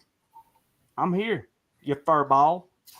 Anyway, back to Jack Passioneer, because this is not about me, and this got off the rails here, Nick Hunter. You should have hosted this a long time ago. I'll tell you what, before we move on, I think you make a great point, though, that if you have an issue with somebody, and whether it's in professional wrestling or real life, if you really have a problem with somebody, just reach out to them and have a conversation. The worst thing you could do is the third-party channeling and talking about other people. Just, if you really have a problem with something that they said or did, hit them up, give them a phone call, text message, email, send them a DM, whatever it is, and just hash it out. Like, life is so, and this is why I wear this shirt, the Good Vibe shirt. It's kind of covered there. But life is good. And the fact that we get to sit here, that's a great shirt too. The fact that we get to sit here and just BS about professional wrestling and life, it's such a gift. And even everybody that's sitting there right now watching and typing away in the chat, like, we get the opportunity to be fans of something that's great. And there's just not enough time to be negative about the little petty things in the world. So we just got to find a way to work together and make professional wrestling a better place for everybody. That should be the goal. I agree. I agree fully. And here's my thing, and I will repeat this, and then we're going to go on to something different and good. I don't hate nobody. I dislike a lot of people. I don't even actually dislike a lot of people. I only dislike like 4, maybe 5 people. But other than that, I don't hate anybody. But if you're going to talk about me behind my back, at least say it to my face, because I'll say it to yours. You want to say I'm behind the mic? Yeah, but I'm telling you. At least I'm telling you where you can hear it's coming out of my mouth. And if you want to make a post, don't be a coward. Put a name in it. Let me see it. So I know you got a pair between your legs. All right. Thaddeus Collins, I showed your thing a minute ago. But old Thaddeus up in here. I love Thad. That's a great guy. Yeah, he is. I like He makes Thaddeus. every time I see him, he just makes me smile. Just one of the kindest guys that I've gotten to meet in the business so far. That's a cool dude. So, all right, let's move on to something fun. We've had enough. Let's do word association. I'm gonna start with. I'm gonna let Nick Hunter start. You just name somebody, anybody. I got somebody I want to name, but you go ahead and name somebody first, and then I'll name one. We'll let Jack talk about it. All right. Hopefully bad, but no good on mine. But anyway. All right, let's see. Word association. Let's see. Who should we do first? Today, Junior. Okay, hold on. I got a good one. Are we doing word, or you want me to talk a little bit about the person? Like, how do you want to do this? We want you to start with a word, and then if you have more to say, like just the first word that comes to your head, and then afterwards, if you have more to say, we'd love for you to expand on why you chose that word. Anybody, everybody, go ahead. So, my first one. It is the man who you won the opportunity to challenge for the Diamond Heavyweight Championship, Crusher Cottrell. Word association, one word to describe him. First word comes to your mind. What is it? Violent. Violent. Okay. Can you expand a little bit on why that was your first word? That guy's been in Diamond Championship Wrestling since late July of last year and has not been pinned in a match. And every time somebody is hit with that NFG clothesline, it's over. I mean, I've been hit with it now several times, and I can tell you that it just – you ever see JBL deliver the clothesline from hell? Mm-hmm.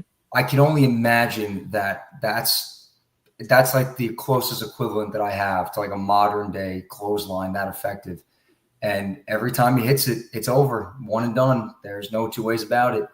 And I know I have a real task ahead of me going in, and I know that if I get hit with that, I'm in trouble. So I have to do everything in my power to strategize around not getting hit with that NFG. And if so, I think I got a good shot, but you just never know. It takes one good shot, and man, that's it. Your lights are out, and Crusher Cottrell is still the man. So we can't allow that to happen. Gotcha. NFG, any idea what that stands for? No forgiveness. All right, so he said that. We need to like this video. Keep liking, hit the like button. So you said Crusher Cottrell has not been pinned. That's correct. Man, pin is that's a hell of a tool. That's a hell of a tool right there. That pin is a hell of a tool. You'll get that. Panned. But anyway, so anyway, my word association. One word that comes to mind when you hear this.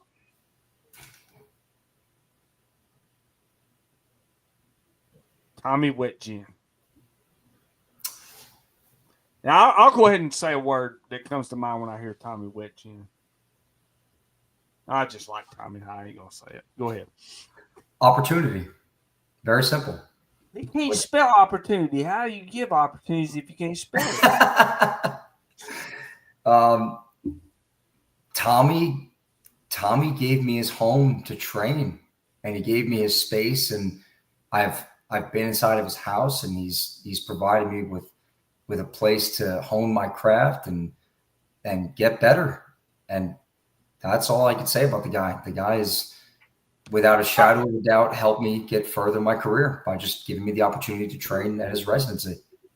Now, Jack, I like you, man. I do. You're a nice guy. Nice guys finish last, man. You can't say good things about everybody. Oh, I sure can. Name somebody. You can, Everybody. but they're not true. Oh, I got one word for you. Yeah, I'm sure you do, Thaddeus. I'm sure you do. But you can't talk bad about people. I'm gonna bring up somebody you'll talk bad about. Go ahead, Nick Hunter. Name another one, because I got to think of somebody bad for Jack Passion to talk about. You said that like you had you had something off the top. You sure you ain't I got do nothing? have something. I'm ready. You want me to go ahead and do it? Yeah, go ahead. I got something he can say. We only have bad beat about. around the bush. What do you got? He can't say nothing good about this guy. He's got to say something bad. If he's saying something good about him, he's lying. Jack Passion. I've never known a more selfish, entitled, braggadocious piece of garbage in my entire life.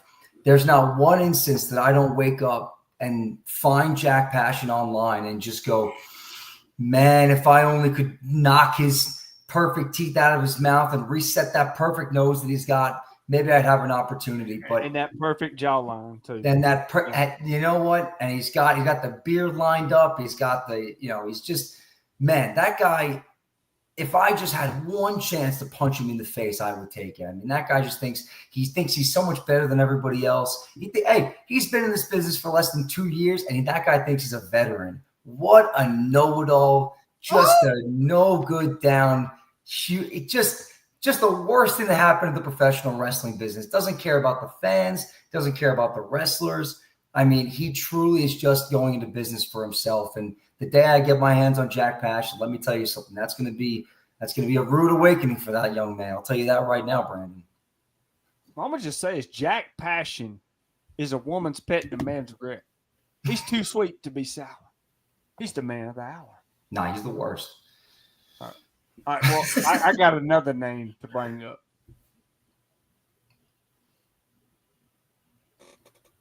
Lucha Lacora. Perfect.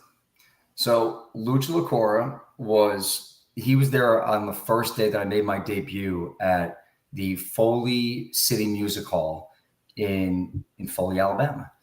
And he was there, and we were training in the ring with I think we talked about this, the Fabulous Butterflies. That was Tony Donati and Fabu, correct?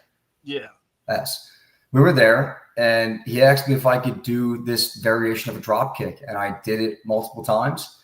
And I never in a million years thought I could do it, but I just did it, and it's been a staple that I've incorporated into my moveset from that very day. And I call it the helix kick because I feel like whatever this professional wrestling thing is, in some way it's in my DNA, and I feel it every time I go up and I hit that drop kick, and I feel connected to this. And without him, I never would have been able to do that move, or never would have learned that move in the first place. So then later on in the year, we had a show at the Blue Moon Bar in Navarre, Florida. And at the time, we weren't like, I wasn't expecting to be paid. I hadn't been paid at that point. So I'm like, whatever. Like I'm going to get another rep, right? It is what it is. And we got to the bar, and Lucha went, no, bump that. You guys are here. You're working in the ring. You're helping put the ring together. You're going to break it all down. You guys deserve something. And to his credit, he got everybody on that show paid. And that was a really cool thing that he didn't have to do for us at the time. And between that first introduction to giving me the drop kick and then helping us get paid thereafter, I'm very grateful that he did that. That was something very selfless of him, and he didn't have to do that. So, he's, again, another one of those guys. And I've said it from the very beginning. Everybody that I've interacted with, I've had positive experiences in some way. And without them, there is no Jack Passion. So, again, whether it's Tommy, Walter, Lucha, Don't bring up that name. We're gonna have to beep that out now. Everybody that I've come in contact with has affected me in a positive way. So you're only gonna get good things from me. Hold on. I can get that. Hold on just a second, Jack. Okay. Sure. All right. He can't hear us. So here's what I want to know. What positive things can you gather from Walter, Nick? Yeah, you can't think of anything. All right, he's back. What positive things can you gather from a worm that has no teeth? Does worms have teeth anyway? I'm not sure. But anyway. No. Oh, they don't. No. Oh, well, that makes sense then. Okay. What do you get positive from somebody that talks so much shit but does not have the balls to face anybody who's talking shit about? How do you gather positivity from it? And I'm gonna give you the floor. So when it comes to people talking about other people, I really try not to listen to any of it because it doesn't further what I'm trying to do, and that's build a career within professional wrestling. So one of the first 2 weeks I was with the Diamond Mine Wrestling Academy, Walter helped me get through my first match. And I was nervous. I hadn't done a full match bell to bell. And we did about 10 minutes. And was it perfect? Hell no. It was not perfect. I mean, again, it was my first time ever having any kind of match with anybody. But I remember we were breaking down one day after practice, and he just asked me, he's like, hey, would you like to do this? Would you like to try? And I said, I really don't think I'm ready to be having any kind of match right now. I don't feel confident in my abilities. And he goes, man, just give it a shot. I'll walk you through it. We'll take our time. We'll take, we're not going to rush, and we'll get through to the end, and we'll do all the steps necessary to tell a good story. And I look back on it, and I think that we did for the context of where we were. And again, it was just him and I and a few of the other trainees at the time. But I had never done any kind of match. I had never practiced any kind of match. And for him to be able to be my first is, again, it's just something you don't forget. It was my first ever match with an introduction, a bell, entrances. Like, I just appreciated the fact that he would even ask me to do that because, again, I was brand new. I was a nobody. And he made me feel like a somebody. And again, everybody's going to have their own opinions of him, and everybody has their own history with people. And just because I'm friends with somebody doesn't mean that you have to be friends with them. But he's only been good to me. And outside of how he treats me as an individual, I can't speak to the relationship that he has with other people. All I know is how he treats me, and he treats me well. Outside of that, everybody's opinions of him are going to be different. I don't know the full context of who he is or his life story or what he did prior to me joining Diamond Championship Wrestling. But if it was a negative, then the only thing I could hope that is he's learned from it in some way. And if not, then that's something that he's going to have to work with the consequences of. All of your actions have positive and negative consequences. And if that's something that he has to deal with now because of what he said or what he's done, then he made his own bed and he has to lie in it. But as far as it comes to me in my career, he has only been friendly and kind to me. And that's all I can speak about Walter. Damn, that was too much to speak about Walter. It's good or bad. That was a lot to speak about him. But I'll just say this. I respect the way you are with that because I'm the same way. I've heard people talk about certain people, and I've always had good interactions with them. Until I'm around you, till I meet you, I have no judgment. I'm not going to dislike you because somebody else does. And I respect that. It still doesn't change my feelings. And it shouldn't, because your history with him and Nick's history with him and everybody else's history with him is uniquely different. And everybody is allowed to make their own assumptions and opinions of the man. And that's your right to do so. Nobody can fault you for having opinions about somebody else. You just, you can't let it bother your growth as an individual. You can't let it consume you. You You can't let the things that are outside of your control consume you. And the opinions of other people, like, they're always going to have opinions of you. There are people that think I fucking suck. Ooh, excuse me. I don't know if I was allowed to curse on here. No, yeah, I fucking think so too, man. Okay. There are people, right. So there, and again, I get it. It is what it is, right? But all you can do is try and be better than you were the day before. And we all make mistakes. We all say and do stupid things. But as long as we're trying to better ourselves the next day, then you got to give people a shot.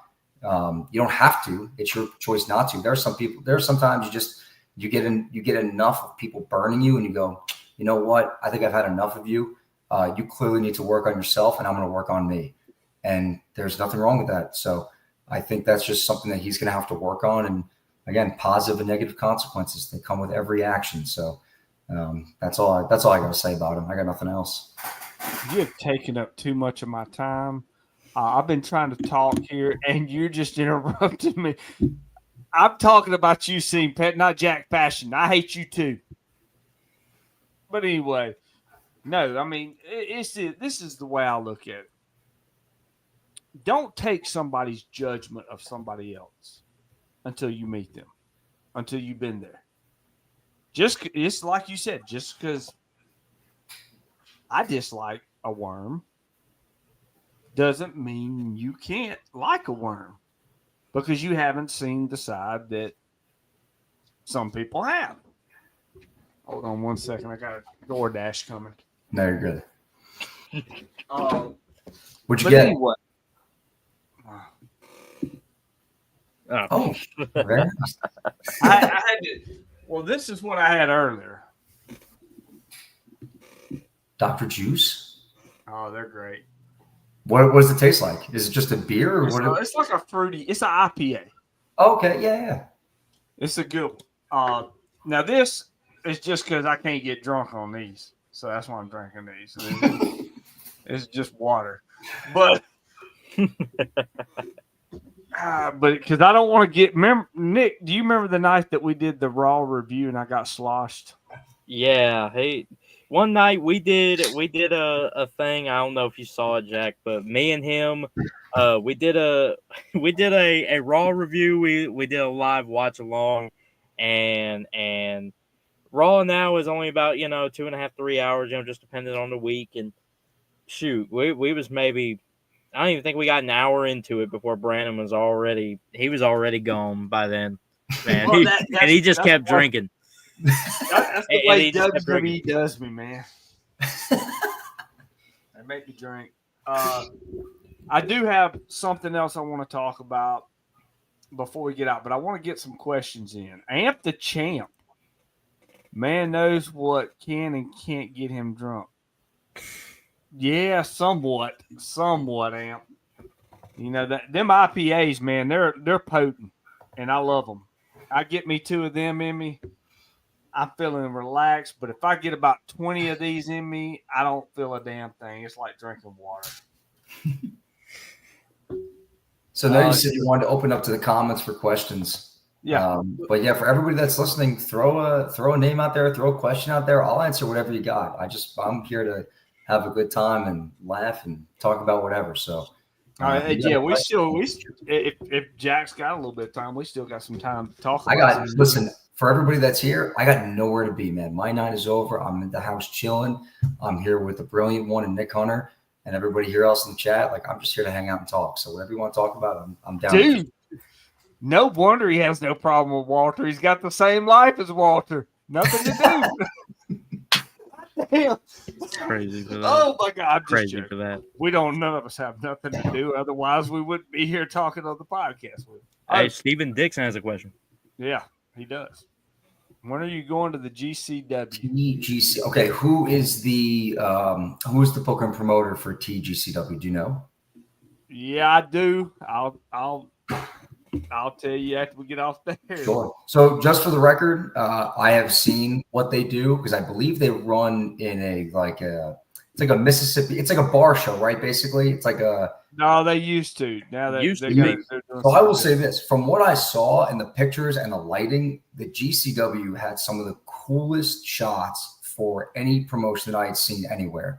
I like the dim lighting; that was very cool concept. There's the Booker But yeah, right there. say again. There's the Booker right there. He said it was him. But yeah, I thought what they were doing was great. I think it looks like a fun time. It looks like everybody has a good time over there. It looks like a very loose environment where you're allowed to kind of experiment with what you want to do and your creativity to the product. So yeah, I think it looks like a positive, fun place to work. I'd love the opportunity to go over there and just be able to go work with those guys and show what I can do and be able to entertain the fans there. That'd be cool. This is coming from a fan because he's retired now. He's no longer a worker. CPAT, do a fundraiser for an AC. I agree. We need cold air in that building. Now let me ask you this, Jack. I'm not gonna. What's his name? Sing. How do you pronounce it? CPAT. Singpat, right? Yeah. Singpat. Yeah, I agree. The building's hot. We need air. Again, still a great place to come and work on your craft and try and get better. But yeah, I totally agree. We need an air conditioned facility to accommodate the fans and the workers that participate there, and that's got to be at the top of the list. It's up there. I agree with you 100%. Now, CPAT has retired now. He's moved on to greener pastures and probably nursing homes. But the thing is like, I don't know if you've ever seen him wrestle. Not many people have. I have not, but I assume he wrestles. So I don't want to get anybody in trouble here, but did he ever wrestle under a mask? I think he did. Okay. So. Okay. I think I've seen him. I haven't seen any of his matches, but I've seen him cut promos, and they're very entertaining. I do think the promos are fun. Now, with the fundraiser that he brought up, that's a good idea. I watched a movie the other night. As a matter of fact, I think I was watching it last night, just sitting down, chilling. I love this movie. I love Cameron Diaz. I'm watching Bad Teacher. She did, like a car wash for a fundraiser. And, man, they brought in a lot of money. She was washing the cars and stuff. And, I would have paid to see that. What about doing a car wash for, fundraiser for the AC? Great. Any way to. Would you do it? Would you do the outfit she was wearing on there? Wait, say again. She was wearing certain outfits cleaning the cars. Would you wear those outfits to make sure? Yeah, I do it. Have you ever seen the movie Dodgeball where they have to do the fundraiser and they have to clean the cars? Yes, and he sits down there by the dog's looking at him, and he's rubbing his that would be me on the bottom. I'd be in the gold Speedo with a little crop top on, and some guy holding his dog while I shine his big wheels. He's got to be rubbing that ceiling. Get in there nice and deep black. Yeah, I got a question for you. Sure. I just saw him pop up in the comments. Hey, John Taylor, what's going on? Have you ever had my boy John? Have you ever had any experiences with John Taylor before? Yeah, I haven't wrestled him. I've got to be around him in the locker room, and he was always nice to me. So we love John John's Taylor. John great. Taylor, friend of the show. Yes, sir. Cool guy. All right, so Rachel Strickland says, Jack, burning questions is it's a hot dog, a sandwich. Is a hot dog a sandwich? That's a fascinating question. So I guess I would shoot this to you guys is how would you define a sandwich? I would 2 pieces of bread and some meat, but not long ways. Yeah, I think it still counts as 1 piece of bread, the bun. You know what I mean? Like, I think that's the definition. It's all together. It's connected. Yeah. How about somebody tell me it's more like a taco, like a kind of. Yeah, sandwich? I see that. Yeah. Now a taco is like this, How you do? Well, but it's that was rough. You know what that was? Yeah, I guess I could consider a taco a sandwich. Maybe a hot dog would be like its own category of food, like just excluding other things. Listen, I've got the best answer for you. Somebody asked me if it was what do you consider a hot dog as a sandwich? And I got, it's a form of payment. And that is absolutely true. The hot dog and a handshake. Where'd you get a hot dog payment? I've gotten hot dogs from everywhere I've been. I love getting hot dogs from these. So Have I'll you go ever around had- and I'll test who's got the best hot dogs. And man, it's up for debate right now. There's a few Give it- companies. Give us Hold the on, hold scoop. on. Give us a scoop. Who's got the Hold best on. hot Give us dogs? the scoop. Does Brent have the best wiener? So, so the best hot dogs are out in Panama City. Best hot dogs. But what we started doing recently at Diamond was doing sausage and peppers. And Okay. boy, they are delicious. They make a great sausage and peppers at the show. They don't do it all the time, but when they do it, man, I can't get enough. Easily like 3 or 4 right off the bat. Like if we're done with the show and they've got extra sausage and peppers, I'm like, please, right now, I need them. They're so good. Dude, Jay Smiles said he'd work that car wash with you. After I think about it, Jay Smiles would look like Justin Long down there, scrubbing, scrubbing it. So I had to give you Jay Smiles. You got that one. Now, Willie Buck's got a question that really rings true. Sure. They get too much money. I don't know who he's talking about. But anyway, Jack Passion, do you have any wrestling memories with Justin Wortham, who was lost, was it about a year or so ago? I do. And, yeah, I do.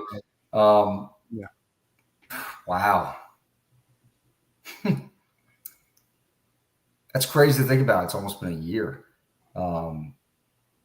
Friday night, we had a show, and it was the first show after I'd won the Diamond Destiny Championship from Buzzsaw Benelli. And we did an in-ring promo together, and it started off the show, and we just spoke, and he asked me the importance of the championship and winning my first championship in professional wrestling. And at the end of the show, he introduced me for the main event, and everybody said goodbye and the normal I love yous and get home safe, please. If nothing else, get home safe. And he was just one of the nicest people that I ever got to meet, just a genuine, good-hearted soul.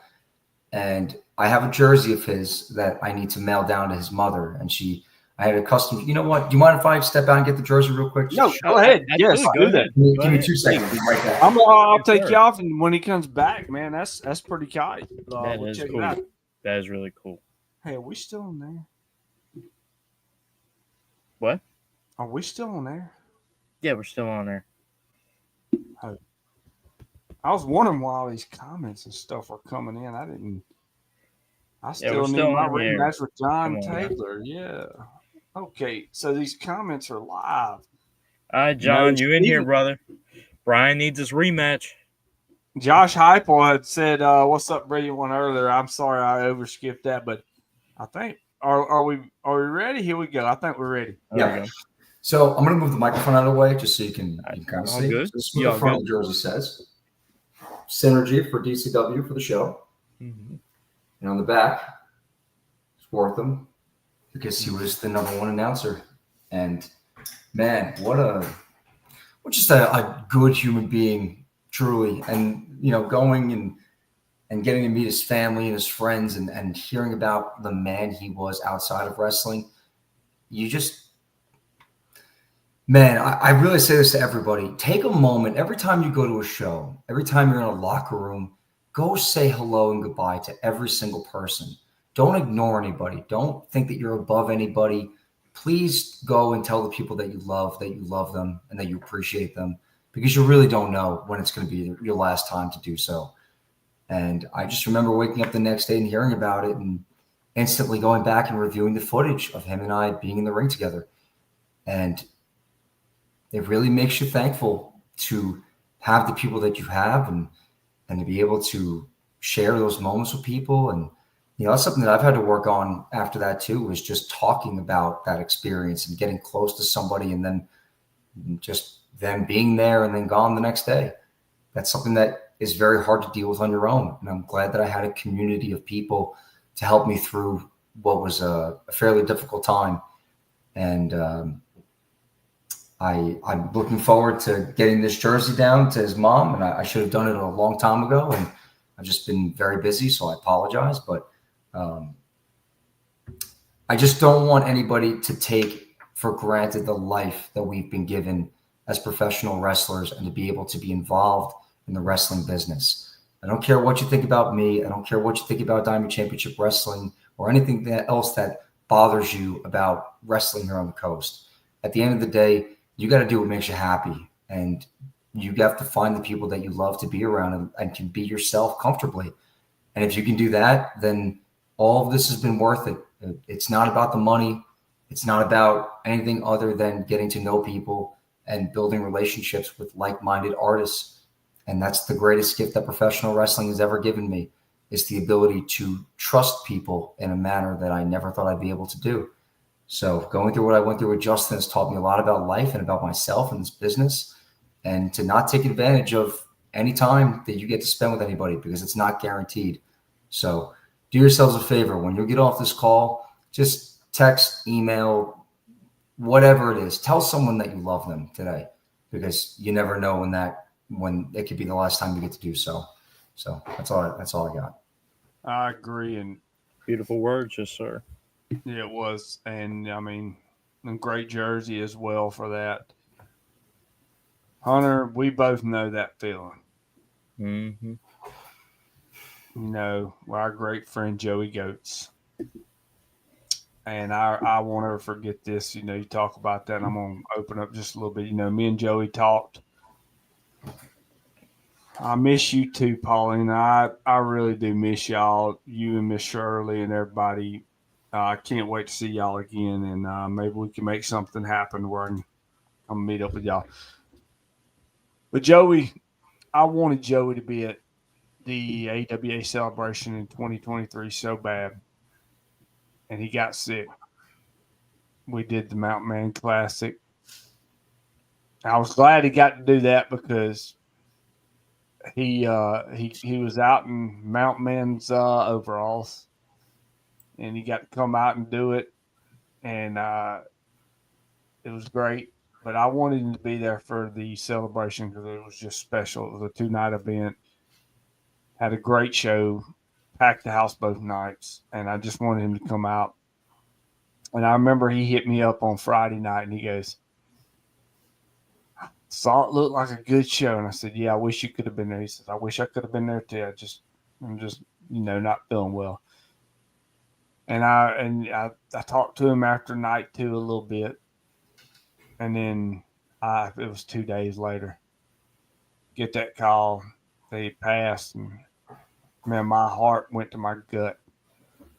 I mean, I was just like, literally got goosebumps because I was literally talking to him just a couple of days, and I was just hoping he would come back because he had left, and then after we had bought the company, he hit us up and he was just like, "Man, I want to try to come back." He said, "I don't know if I can full time, but I want to come back." And I'm like, "Dude, you just come back whenever you want to, however long you want."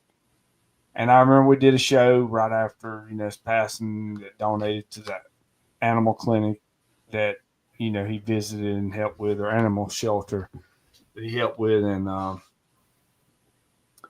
Joey was just a good guy. He had a dry sense of humor, but Joey was a good guy and hell of a ring announcer as well. And it wasn't taken like Justin was. They were both young. I know Justin was younger, but they were both young, and but Justin was just it was out of nowhere. It happened. The circumstances I'm not gonna get into. It was tragic. And then Joey had an illness and felt bad on that one. But it's tough, man. This really business giveth and this business taketh away. It really does. But man, it's been great having you on here, Nick. Before we start getting out of here, because we got to start closing out so we can actually get some clips out of this and check it out. But I'm gonna give you one more question, and then I got one more question before we get out of here. Fire away. All righty. Well, man, what is there to say? Before I get into any question, I just want to say thank you, Jack, for coming on and sharing with us your perspective and your experiences and everything that you've gone through in your career. I like I said, I really appreciate it. You know, me and Brandon, I try to get on the show with Brandon as much as possible and everything. Yeah, pull the what was it? Thaddeus says you're motivational, and you sure are, my man. I like I said, I appreciate. I you am coming on. motivational, Thaddeus. Thank you, baby. Thank you. I am. I appreciate it, man. I'm not to cut you off, Nick, but No, you're good. I've been like I feel like I've already hit my own personal rock bottom, and it was years ago, and I really did have nothing, and I was lost, and I had to pick the pieces of my life back up, and professional wrestling has helped me do that. It's given me real purpose. It's given me discipline and motivation, and that's something that I never had when I was younger. So every time that I get to speak with somebody in this business, every time I get to come on and do things like this and meet new people and have new experiences, I'm just grateful. And there's nothing or anybody that's going to deter me from working to be the very best version of Jack Passion that I could be every single day, not only for the fans, but for the people who are also wrestlers in this business. I want to wrestle and work with everybody. There's not one name that you can throw out or ever throw out that I'm ever going to go, nah, that's beneath me. It's never going to happen. Yeah, absolutely. Why not? No, Why not? Right? I'm just joking. I'm joking. Whoever, but anyone and everyone, man. I want to test myself and find out if this is something that I can truly handle at the highest level. And that's my goal. It's my dream. I'd like to throw my hand in there and try. And if I give everything that I've got and still fall short, at least I gave it all. And I have failed more times than most people have tried. And I'm not going to stop. I'm not worried about failing and learning. I'm worried about just getting pats in the back in quick succession, and then everything just falls into place without any adversity. I've had to learn to shovel and eat shit and like the taste of it. And I do it every week. And I'm looking to get better at this. And that's what you have to do in order to be successful. So it's got a chocolate taste to it too, by the way.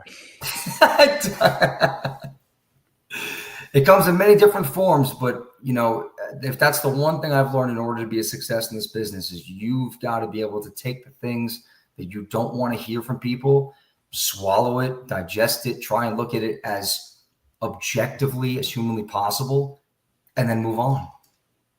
That's all you can do. I agree. We're not getting clips out of this, so because my question is going to take a little bit longer than that. Jack, go ahead. Let's shoot. Hold on. You're a preacher, man. You are a preacher. What church do you preach at? Because there ain't no way you're not a preacher. Because like you're going to cue here with, you know, oh yeah, I'm gonna get at least 5 minutes out of him so they don't say nothing bad about me. Maybe I can get this out of him so we can get it. You're dead on with making sure I got a mark here. And you know I've been drinking, so you're like, yeah, he's going to forget about something. So if I talk long enough, I'm going to throw him off. Hold on, Brandon, I got some words for you when I talk to you. Oh, you do? Well, I got some words for you too. So if you want to come on up, we'll do it, Daddies, baby. We'll do it. When you want to come on up? No, I know you're joking. You know, you said you got one more in the tank. What you got?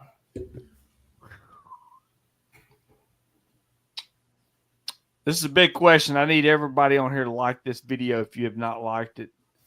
Because this one right here is about to put goosebumps and raise the hair on the back of Jack Passion.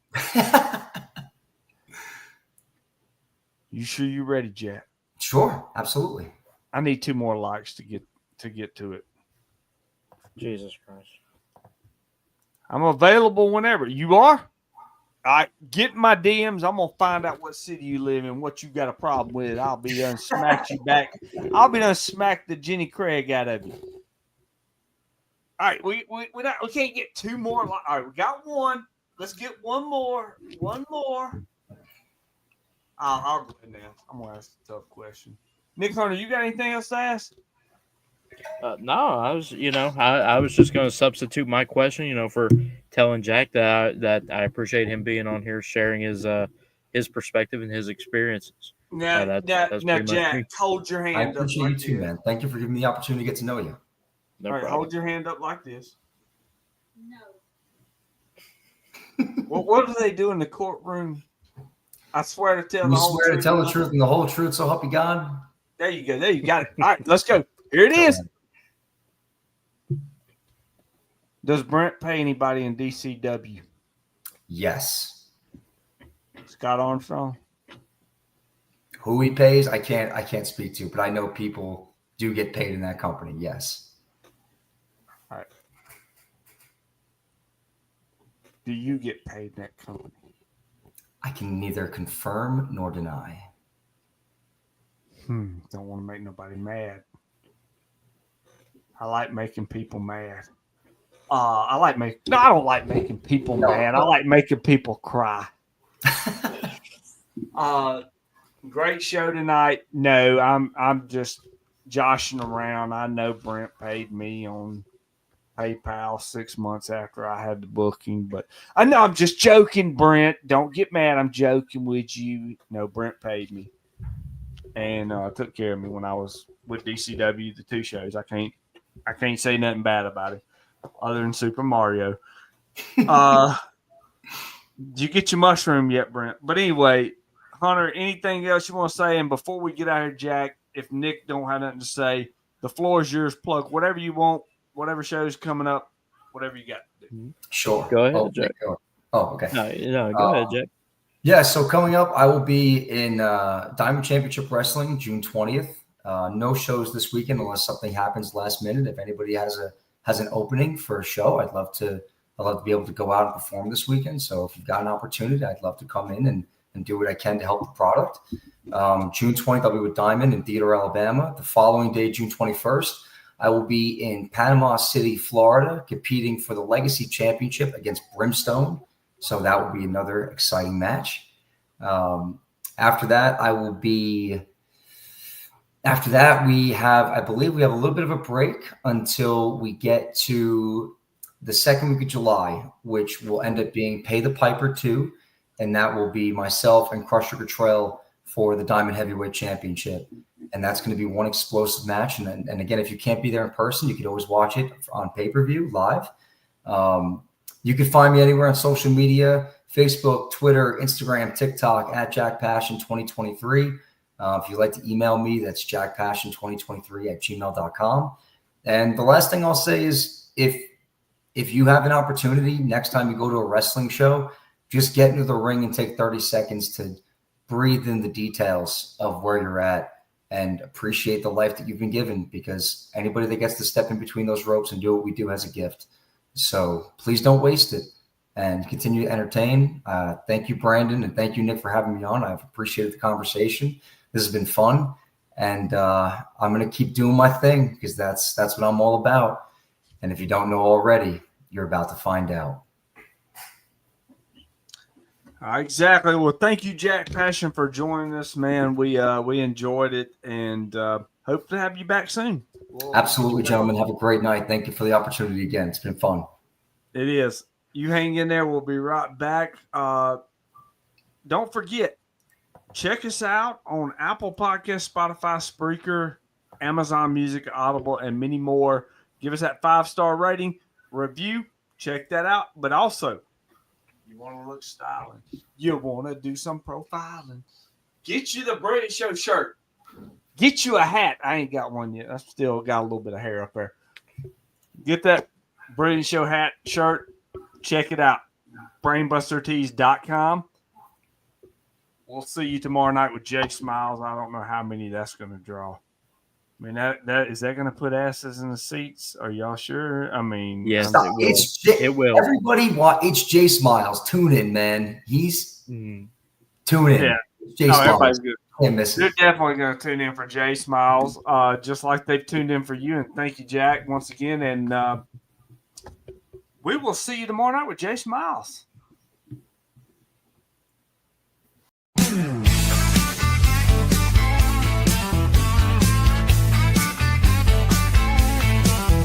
Lights blaze bright, it's a glorious sight. The champ of the mic owns the night. With a mind so slick and a suit so clean, he's running this ring like a wrestling machine. From gold-plated deals to jaw-dropping schemes, he's the mastermind of your wildest dreams. Stand up, take note, bow down if you can. It's the Brilliant Show with the